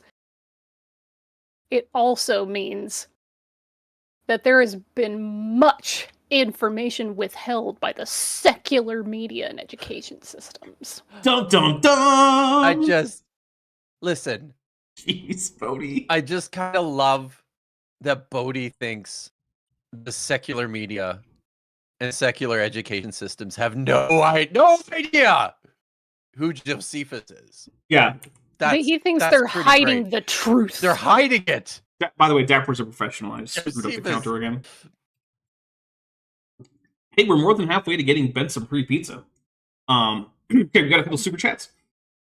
Pillowpunk, half dog, half canine, with the penultimate needed super chat to hit the goal, says, it never ceases to sadden me how people are willing to believe completely made-up nonsense as long as it makes them feel important and special. Look, feeling important and special is a really big psychological driver. Humans are like that. Yeah. And yeah, it sucks that as a result, people believe so much nonsense, but I get why. Look, man, I joined the US military. I believed a whole bunch of fucking nonsense. I just took out Damn, one of your rare F-bombs Dapper there. F-bomb. Yeah. I was Yeah. gonna say, Jillian Rim reminds me that the menorah is under the giraffes. We get But see, one... I was gonna say that the giraffes are just our kosher war beasts. See, the Yeah. actual rule We is ride it that on. the stream gets one free F-bomb, but only one. Do you get special dispensation? No, I don't. I have to send myself $10 Oh. super chats. I just also don't tend to drop F-bombs. You really don't. Yeah. Which is, it is a struggle, because once again, I was in the Navy. So it takes a lot of self-control. Lieutenant... I think my particular membership in a group comes only second to sailors in terms of profanity. So Yeah. this drummers Ah. were known to be quite foul-mouthed. So Lieutenant Matt the Navigator for $1.99 says, "Of course I have data. No, you can't see it." Seriously? That reminds me, what was it? It was something, Oh, amazing. That's great. Oh, man. now I can't remember, because there was some conspiracy theory about, like, I think it was, like, the NIH not releasing data, and it was just, like, no one had asked for it. And there was, like, oh, how come they didn't release this data until, like, 2022? And it's like, because no one asked. All you It had just to do was wasn't their ask. convention to release raw data. Yeah, like, so read many that. conspiracy theories come down to just, like, well, did you ask to see? No. Well, then, what do you haven't done the first step.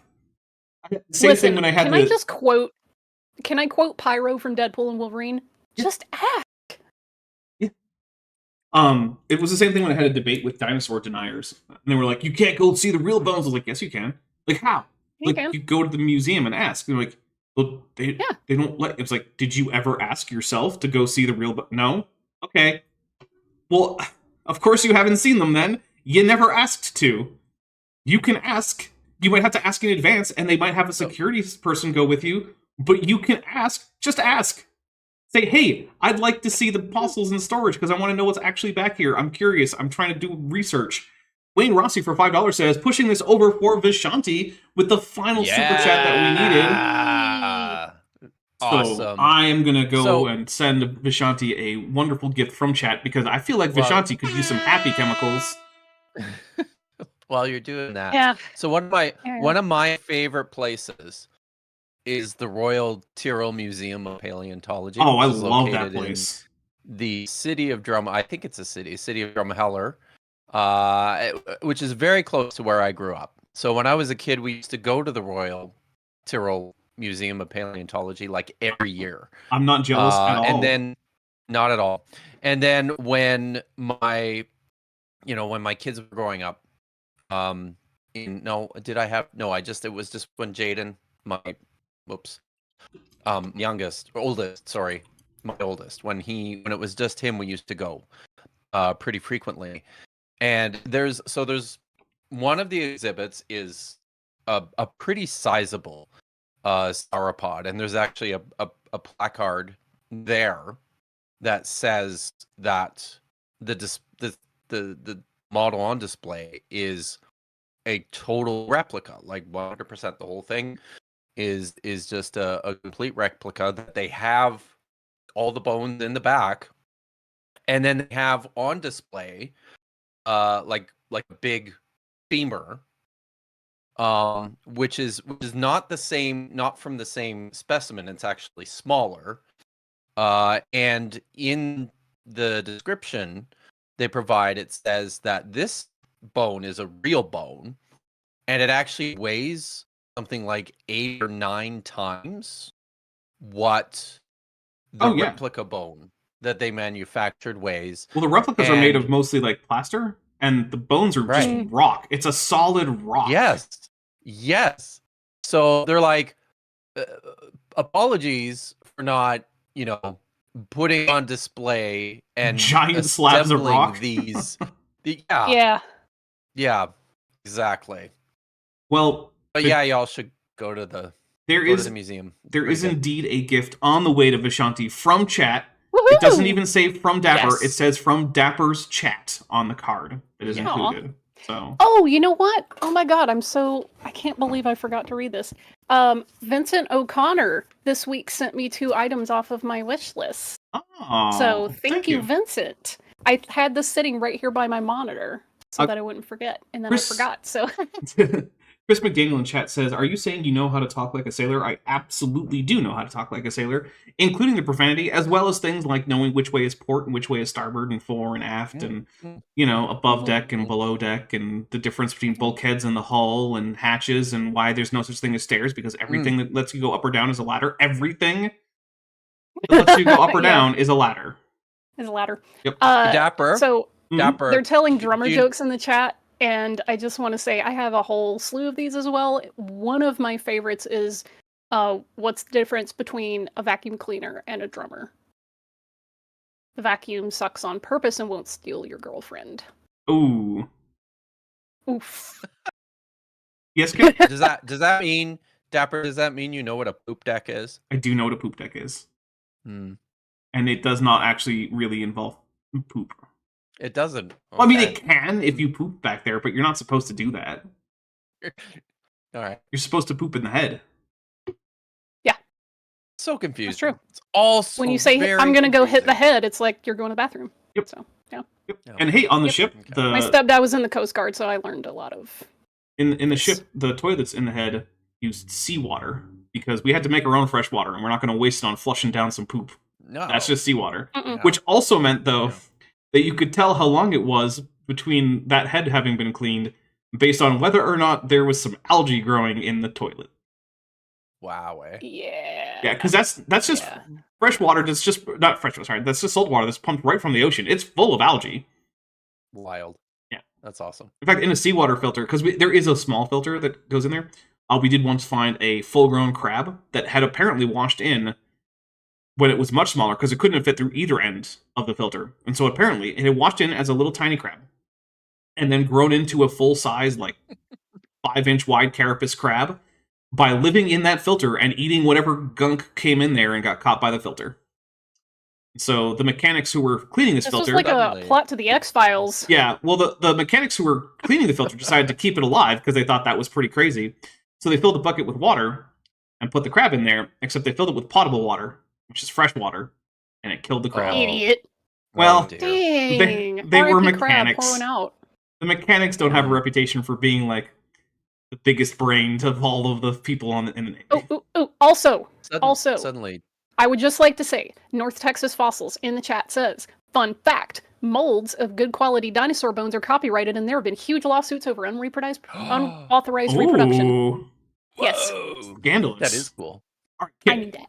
Do you want to continue with Josephus? The wonderful stepping stone. He's introduced yet again.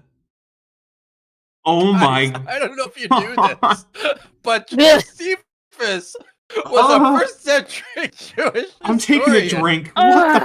What the hell, Bodhi? Wow. Jeez, Bodhi. Wow. Please stop. Holy crap. This isn't even a new chapter. At least if it were a new chapter, I could see him thinking, like, well, maybe someone skipped here. How many paragraphs has it been? Has it been 3? Barely. Like, Jesus Christ. Oh my god, this is awful, Bodhi. Wow. Fuck. Yeah, dude. As Jillian Malleable Wren says, Joe who? Yeah, exactly. Oh my goodness. All right. So he was a crazy. He was a first century Jewish historian with an intriguing history of his own. He served as governor of Galilee, fought against Rome in the first century, and was eventually captured. His surrender ultimately took him to Rome, where his captors were Roman emperors. I like how he's avoiding the word slavery or enslavement or... Yes, they were his buddies.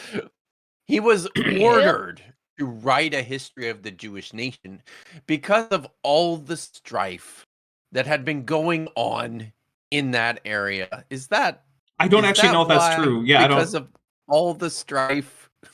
I mean, they were. That's one of those things where it's like, technically nothing in there is incorrect. It just leaves out so much that, like, so much. It's approaching a lie by omission in terms of, like, how much you're leaving out there. Also, I don't actually know. Was he actually ordered by Vespasian or Titus to write I the don't Antiquities? think so. Okay. I I mean, don't think so. I think this is. I think he was ordered to write history because they were like, we don't know what all of their beliefs are, and so this is. because I mean, I'm pretty sure. it doesn't actually seem like a crazy claim that I would be immediately like, well, that doesn't make any sense. So like, I mean, I Yeah, don't but know. it's like this Yep. is a thing where it's like, hey, we need to understand our subjects better, and So they like, hey, write this up, and he was like, But I think- okay, because I mean, he's Pretty like, sure- what's he gonna say? No. Well, I half am dog, pretty sure half canine. Josephus wrote the Philip Jewish War before he wrote Antiquities, though. That seems I could be plausible. wrong Mm. about that. Philip Punk, half dog, half canine for Uh, $2 says it was just an unpaid internship, guys. Oh Oh God. man, I don't know if that's worse for the Romans or for the people who offer unpaid internships. Yeah. Yeah. All right. Sorry. Sorry. All right. Are you okay? I'm okay. I sucked back something at the wrong time. Careful. Okay. Oh, all right. You all right? Okay. I think I'm good now. I might have to. Okay. But the history to be discussed is not Josephus's life, but something he wrote about. Oh. He also wrote about his life.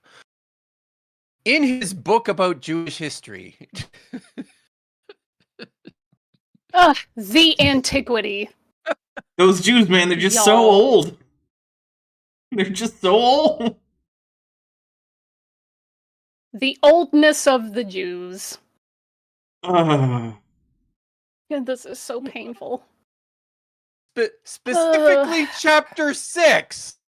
Now, Chat, Dapper, Vishanti, friends. What the fuck is he talking about? I don't know, but he claims that the majority of chapter 6 is going to be reproduced in bulk below, which is a weird thing to do. Good. That's good. 'Cause- So, like, I assume people understand these things, but the antiquities. Oh, that's it. That's why, right? Because it's just the one antiquity Right. of the Jews, but the antiquities of the Jews is comprised of 22 individual volumes. Is it 22? Might be 20 or 21. I wouldn't know. Someone can correct me on that. But they're like he wrote individual folios. Mhm.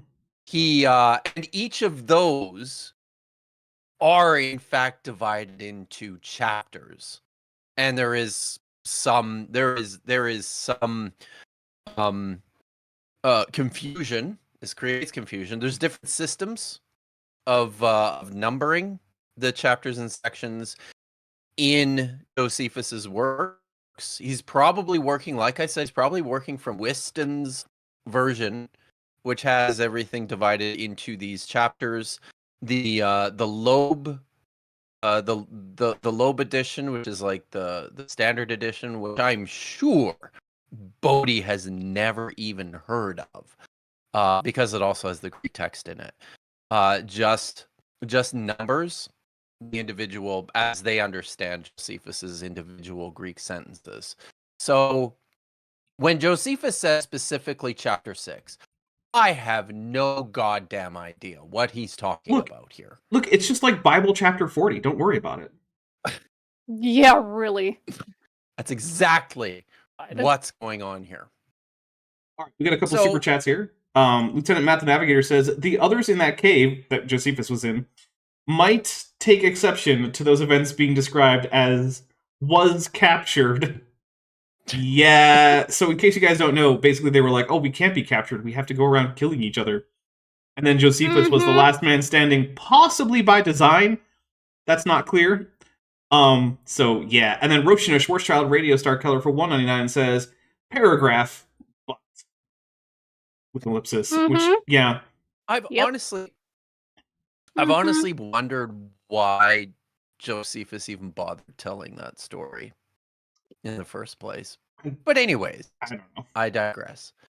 Let's talk Antiquity of the Jews, chapter 6. Josephus gave Christians a brilliant stepping stone to the genealogies in Genesis 10. No, A he brilliant didn't. stepping stone. What is this? What is this clause? A brilliant stepping stone to the genealogies in Genesis 10. Well, first, I don't know because I don't.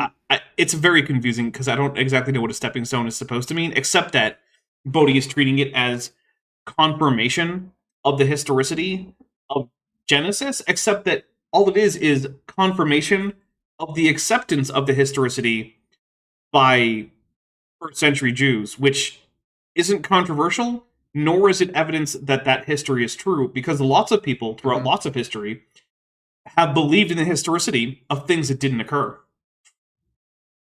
Go figure. Like, you get people who still think that the story about, like, George Washington and the cherry tree is true. It's not, but a lot of Americans think it is. You pointing out that, like, so, you know, Dave over there, he wrote a book about American history because he wanted to, and he included the cherry chopping story, so now we know it's true. Like, no, we don't. Dave over there isn't a primary source, and he's just reporting what he believed based on legends. Josephus reporting what he believed based on the Bible isn't evidence of the Bible. It's evidence that he believed that part of the Bible. Which, I mean, okay, that's an interesting fact about, say, Second Temple, first century. Well, I guess first century, so post Second Temple. But, like, that's an interesting fact about, like, say, first century Jewish beliefs, that it was widely held that those parts of Genesis were historical. That's interesting, but it's not the same thing as evidence that they were historical. Some guy's belief, presumably thousands of years later, means nothing to a historian. Lots of people believe things that aren't true. But sorry, I want to. Are you going to read the next section, Dapper? Is that you next? I think it can. Yeah, I'll do that. Or should I continue? No, I'll take it. But before you do, this is a book. You probably can't see the title. Historiography and Self-Definition. There you go. This was written by Gregory Sterling some 30 years ago. It was a library book, as you can tell, and I had to buy it because my dog ate it. Aww. But yeah. But he actually makes a really interesting argument, an interesting case in this book, that where he has suggested that he thinks Josephus was actually intending or thought that part of his project was to write a better Greek translation of the Hebrew text than the Greek translations that were currently in circulation in the first century. Interesting. It's interesting. It's interesting. That would be... anyways. I wonder... Yeah. I wonder if that's true. All right, so... Table of Nations. Josephus, who is a first-century Jewish historian, in case anyone isn't clear about that, connected many of the nations that formed after the confusion at the Tower of Babel with the nations around him. Okay?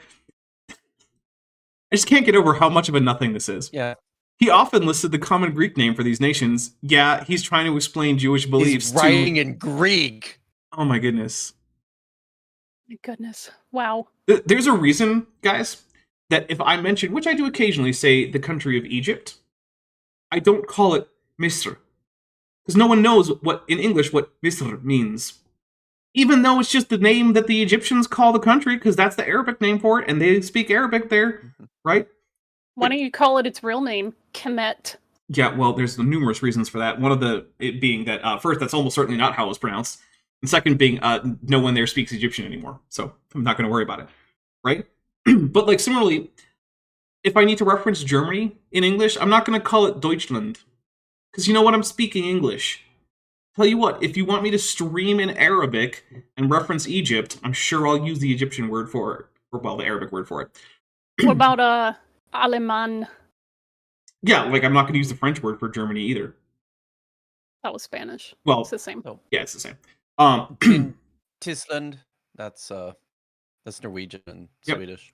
I'm not even By going the way, I do get kind of like a pedantic asshole sometimes, and You are an refer to angry them in a way pedant. as It's true. I am. It's kind of your job. As a little bit now.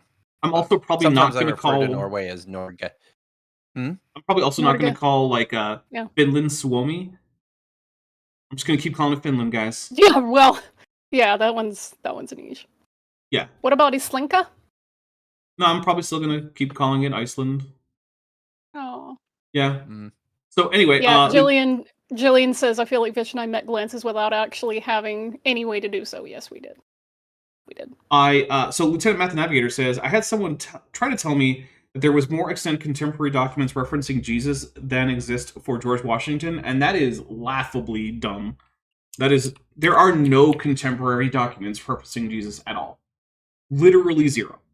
A grand total of 0. Now, that is not good evidence that he existed, because guess what? Lots of people existed during the 1st century for whom there are no documents. Most people who were alive in the 1st century did not leave behind a single bit. Documentation. Right. Nothing. If you were to say that the only people who existed in the 1st century were the people for whom we have documentation, you would have to conclude that the population of Earth in the 1st century was like, I don't know, a couple hundred people. Probably. Yeah. So, like, it's a really bad argument to say that Jesus didn't exist. But also, on the contrary, it's just not at all true. The Gospels are not contemporary. Yeah. At best, they're decades later, which is not the same thing as contemporary. It's not the worst thing either, right? I mean, it could have been centuries. It could have been a lot worse. I would argue that, like, the Sirah literature around Muhammad is worse in terms of time between events and writing than the Gospels are. But, like, it's not contemporary either way. We have literally no contemporary evidence. But it just remains the case that, like, okay, we know that there's this Jesus movement that ends up being what we could today call Christianity. And it starts pretty early in the 1st century. And it just seems more plausible that there was a guy named Jesus that starts the Jesus movement than that there wasn't. How would you get a Jesus movement if there was no Jesus? That seems weird. No. That's basically it for the historicity case of Jesus. Is like, yeah, it makes a whole lot more sense if there was a guy named Jesus than if there wasn't. And one of the reasons that you can see that is when you look at the people who say there wasn't a Jesus, they don't just say there wasn't a Jesus.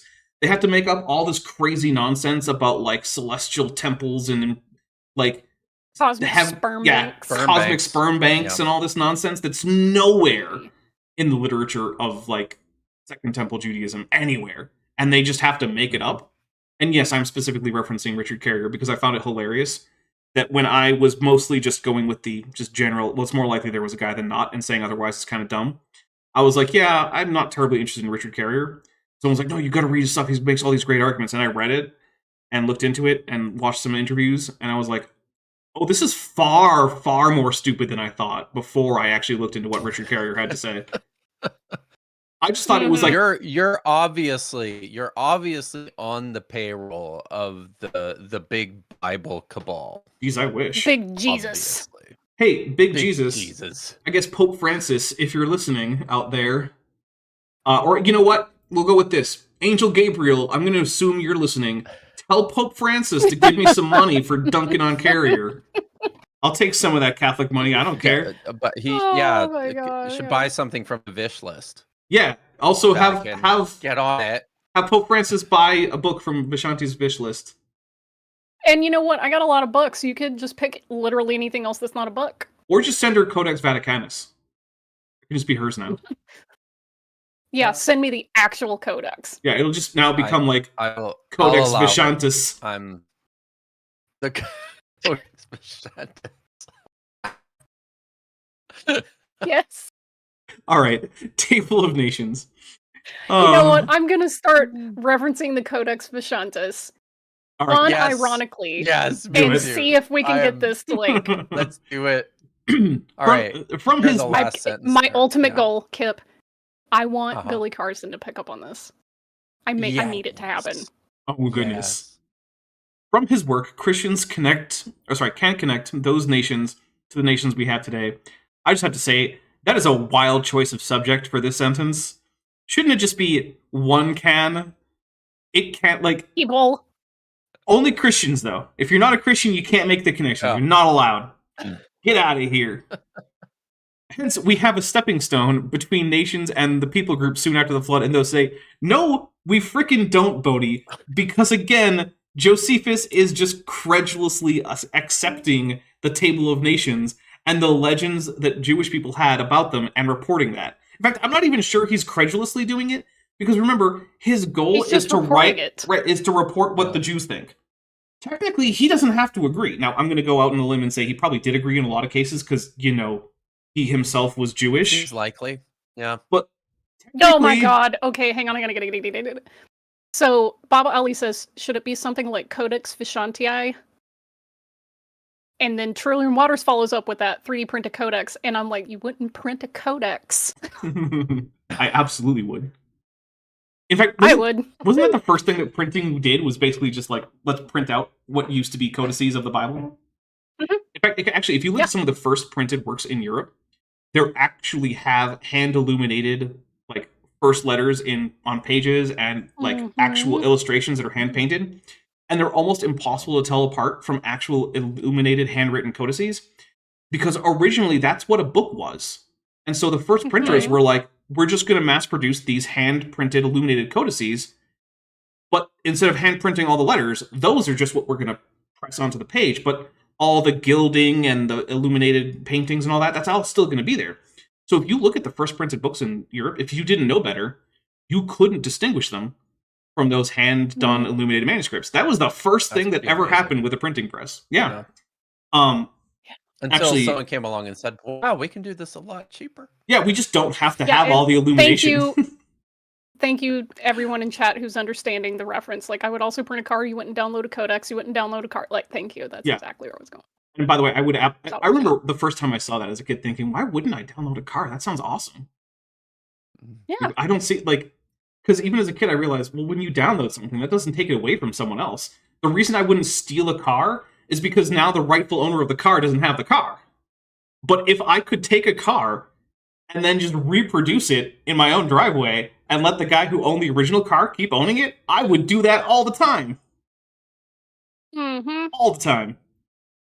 Yeah, it's why that also, fun fact, the reason that little copyright campaign ended is because the music that they played in that ad, they didn't get permission to use because it was copyrighted music. Oops. All right, for example, Josephus mentions Gomer. One of the I love that name, by the way. It's a great name. Gomer? We need to bring back people being named Gomer. Gomer. Yeah. Well, I mean, I'm gonna go with like the English pronunciation, like Gomer Pyle. Okay. Fine. Well, first thing, I don't think we're ever gonna bring back Gomer in English. It's just not gonna happen because people are gonna say Gomer.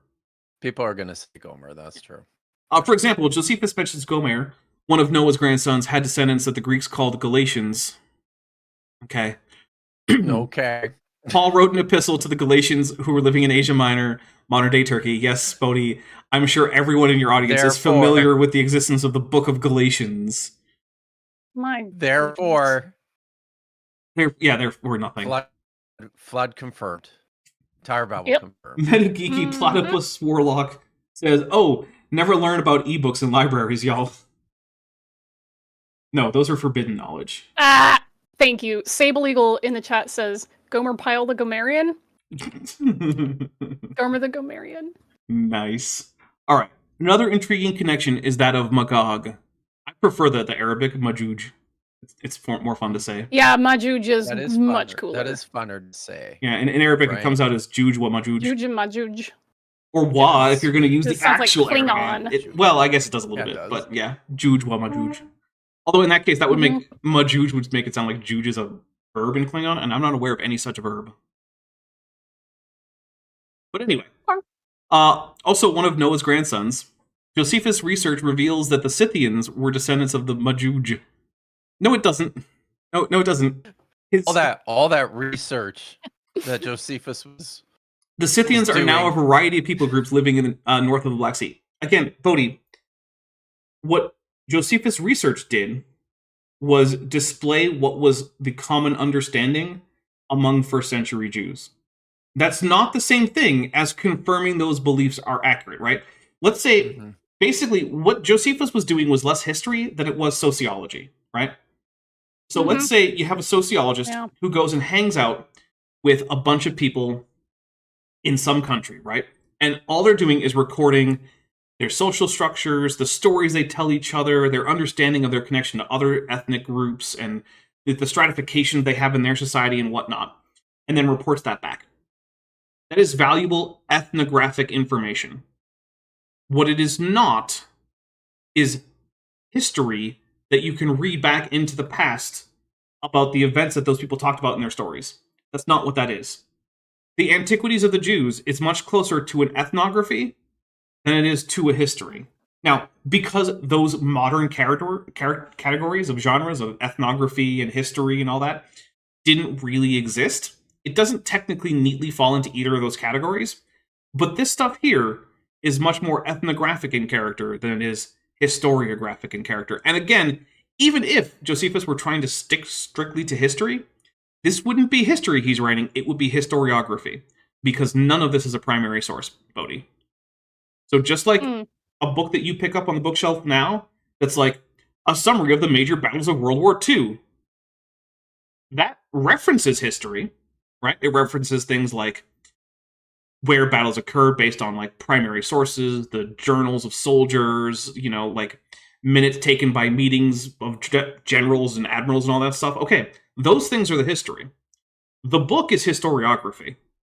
At best, Josephus is writing a historiography mixed with an ethnography, which is not a source. It just isn't. It's not a source for any of the things that Bodhi wants it to be a source for. Sorry, Bodhi. Another exciting aspect of Josephus, the first century Jewish historian, in case you didn't know, is that his Table of Nations gives extra biblical support to Genesis 10 and the division of peoples by family groups when God confused their languages. It's not extra biblical when he's quoting the Bible. No, it's not. Bible. Jeez, Bodhi, let's be fair, guys. Bodhi also probably thinks that the 3 synoptic gospels provide independent support for the life of Jesus, right? Like this is the methodology afoot here. Rochina Schwarzschild, on the wrong tab to make sure I can read the whole thing. All right, Schwarzschild Radio Star Keller for $4.99 says, speaking of Magog, Andromeda was so much better before Kevin Sorbo's ego took over and RHW was fired. He's right. Yeah, that's probably why I was never actually able to get through all of Andromeda. Yeah. Yep. Because same. I like the first few seasons of Andromeda, but then it increasingly just becomes like the weird Kevin Sorbo show. And look, here's the thing, K-Sorbs. Please. You're not a creative type. You should stop trying. You're an okay action guy actor, and I know you've aged out of that role. And now that you have turned out to be like a weird homophobic racist type, no one casts you anymore. But that doesn't mean that you're good at any of this stuff when you do it. Like God's Not Dead, that was not a good movie, buddy. It just wasn't. And also, your character dying in a car crash, but saying the sinner's prayer before he dies, not actually a happy ending. Just gonna put that out there. Have you seen his the movie that he wrote and produced with Sean Hannity? What was it? Maybe. Here, you finish. All right, I'll read a couple more. Lieutenant Matt the Navigator says, but all those other first century authors that by Bodhi standards confirm the existence of Greco-Roman gods, don't pay attention to those. Yeah, that's another thing, right? We have other people writing from the same time, just assuming the accuracy of like Greco-Roman mythology. Those are exactly as much evidence for the existence of Zeus as Josephus is for the existence of Noah. Philip, half dog, half canine for $5 says, I'm almost surprised he didn't stop to explain what a book was at this point, right? It does seem like that. Good yeah. grief. Consider how similar this is to the Bible's Table of Nations. Because it depends on it, Bodhi.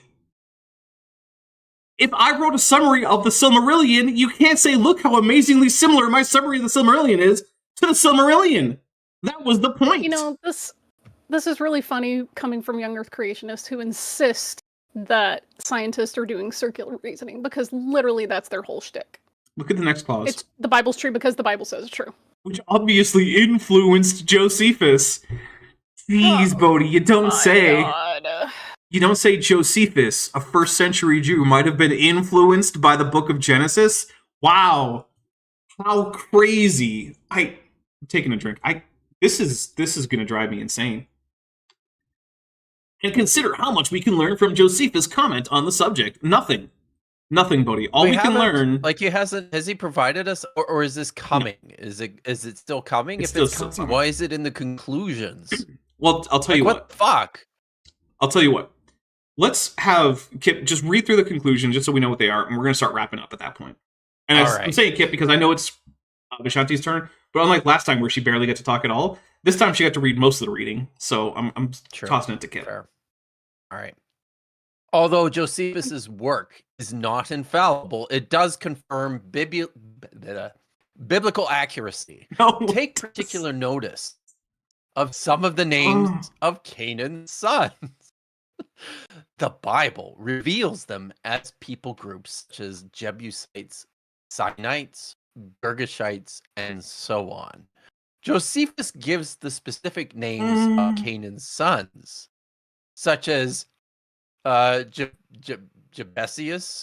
Gergesus, Cineas, and so on. You missed an opportunity to pronounce that first one as Jebusius, and I'm disappointed. What? That I didn't. Jebusius. Yeah, you could have gone with Jebusius though. That would have been more funny. I'm sorry. I was thrown off. All right. I almost said Jebuses, but okay. So these are fascinating confirmations of the Bible's teaching. Okay, so let's go through the two options. One, despite all the evidence to the contrary, that basically the entire story is physically impossible and absolutely didn't happen. Okay. We have the possibility that in writing an etiology, the author of Genesis 10 took the names that his people called other ethnic groups and then said, I bet they're named after their distant ancestors, and then used those names as the names that he was making up for their ancestors. And then Josephus, being familiar with the text, then used a transliteration, a Hellenization, if you will, of the Hebrew terms for these people that were never actually based on the real names of anyone, that were just demonyms from Hebrew. That's one possibility. Another possibility is that, the physically impossible thing that we absolutely know 100% didn't happen actually did, you guys. I don't know. I feel like I'm going to go with the first possibility on that one. We get a couple more super chats and we're going to start wrapping up here. This is top-notch research, guys. Oh, yeah. Uh-huh. This is, I mean, the fact that the Academy isn't taking this seriously is a travesty. I just can't believe. All right. Yeah. Roshan, a Schwarzschild radio star color for $4.99 says, also, Kent Hovind obviously influenced Kent with Bent. Yes, he did. That is true. Tad for $2 says, Vish, go to read it. Wasn't cursed with. Got to read it. Wasn't cursed with. Well, okay, yeah, that's true. She was cursed with reading it. Lieutenant Math the Navigator for $4.99 says, it's not circular reasoning, it's just reasoning in a circular pattern. It's circuitous reasoning, perhaps. Circuitous reasoning. Yes. Roundabout. Yeah. It's don't worry about it. Differential reasoning. Oh, my favorite one though from the what is it? The pre-suppers is it's virtuously circular reasoning. Virtuously circular. Virtually. Oh my god. Sure, it's virtuous. Got it. Mm-hmm. By that, do you mean circular reasoning that supports your claim rather than ones that don't? That's what makes it virtuous? I have yet to hear anybody actually describe and define virtuously circular reasoning. It's circular reasoning that leads you to God. That's it. That's all it is. I guess. That's all it is. Yeah, there's nothing complicated about it. All right, guys. So, it is time to start wrapping things up. We're actually even a little bit late. So what I'm going to say is, you guys, you got like 30 seconds to give your what's coming up soon. And then that's it. I'm going to put a poll up on my channel to see what topic folks would like me to address, because I've been getting really angry at things, and the best way for me to vent that energy is to make a video about it. So look for that within the next couple hours. All right. Well, hey, remember, Vishanti's channel is linked in the description, so go check that out. All right, Kip, what do you got? 30 seconds. Go for it. I'm recording with the Canadian Atheist on Tuesday afternoon, so that'll be it doesn't come out right away, so that's coming. And then I will do a live stream this week. I didn't get around doing one last week because it was really, do it before really Thursday busy. Because I'm flying out of town. Nice. Will do. Yep. Okay. And then yeah, I guess that's it. I'm actually ready to, I should say this. I am actually ready. I've got my materials together and I'm actually ready to And that's 30 seconds. We don't get to hear what it is. God damn it. Too bad. All right. So what's coming up on this channel? All right. So let's see. Today is Saturday. So on Tuesday, we got the next Kent with Bent coming out. Then on Thursday, we've got Timothy Cleary has the brain of a baby because Timothy Cleary has problems with object permanence, is what we learned in that episode.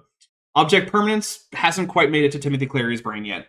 Then on Friday, over on Top Hats Off, we're going to be having a art stream with Chesh. She is going to be drawing at least one, possibly two of the characters for the upcoming Star Trek Adventures campaign, Star Trek Endurance, which is going to be the one that's starting after we finish Lexington. Then on the next Saturday, the plan is to continue with this because guess what, guys? We're only like halfway through this tome. So yeah, we're going to have plenty more to talk about, I am sure. It's my Saturday commitment for the foreseeable future. Basically. Hey, you're the one who decided that we should all do stuff on Dapper Reacts together, and I was okay. You're not. I didn't decide that. No, you did. When you kept asking whether or not you wanted to be on, or you wanted me, or I wanted you to be on. That's there we go. And then I kept saying you can come on, but the current topic probably isn't one you want to talk about. And I was right about that a lot of the time. But then I chose a topic just for you. I mean, okay, it wasn't just for you, but it was with you in mind. I'll say that. You were definitely on my mind when I was picking that this should be a thing we should cover. All right. Everybody, I hope you all have a wonderful rest of your weekend. Stay safe out there. Remember, if you see anyone from ICE, feel free to shout La Migra as loud as you can. Also, don't ever talk to cops or other law enforcement. You have the Fourth Amendment right, even if you are in fact not a citizen or even legal resident, or even allowed to be in the country at all as a visitor. You still have the right to refuse to answer any questions from government officials. You can also shout what the bus driver did, gargle my balls. There's that. All right. If you are interested, over on my Discord server, we are going to be watching the episodes 6 through 10 of Power Rangers Super Mega Force. I think there's a Jungle Beast crossover, not Jungle Beast, sorry, Jungle Fury crossover in that section. So if you like Jungle Fury, which I do, I don't know, then watch it with us. Anyway, goodbye everyone. I hope to see you all on Tuesday.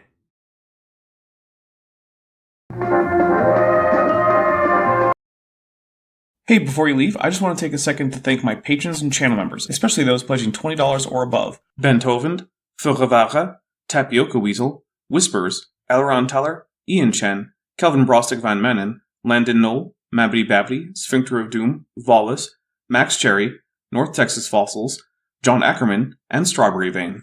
It's because of my channel members and patrons whom you're seeing on screen that this channel can stay afloat. Without you, it would all shut down. If you want to join the team, there's a link to join the channel below this video, and there's a link to join the Patreon in the description. On the Patreon, you can get a 10% discount for pledging annually, and either way, you get early access to virtually all of my scripted videos, often 3 to 5 months before they come out for the general public. Thanks for watching.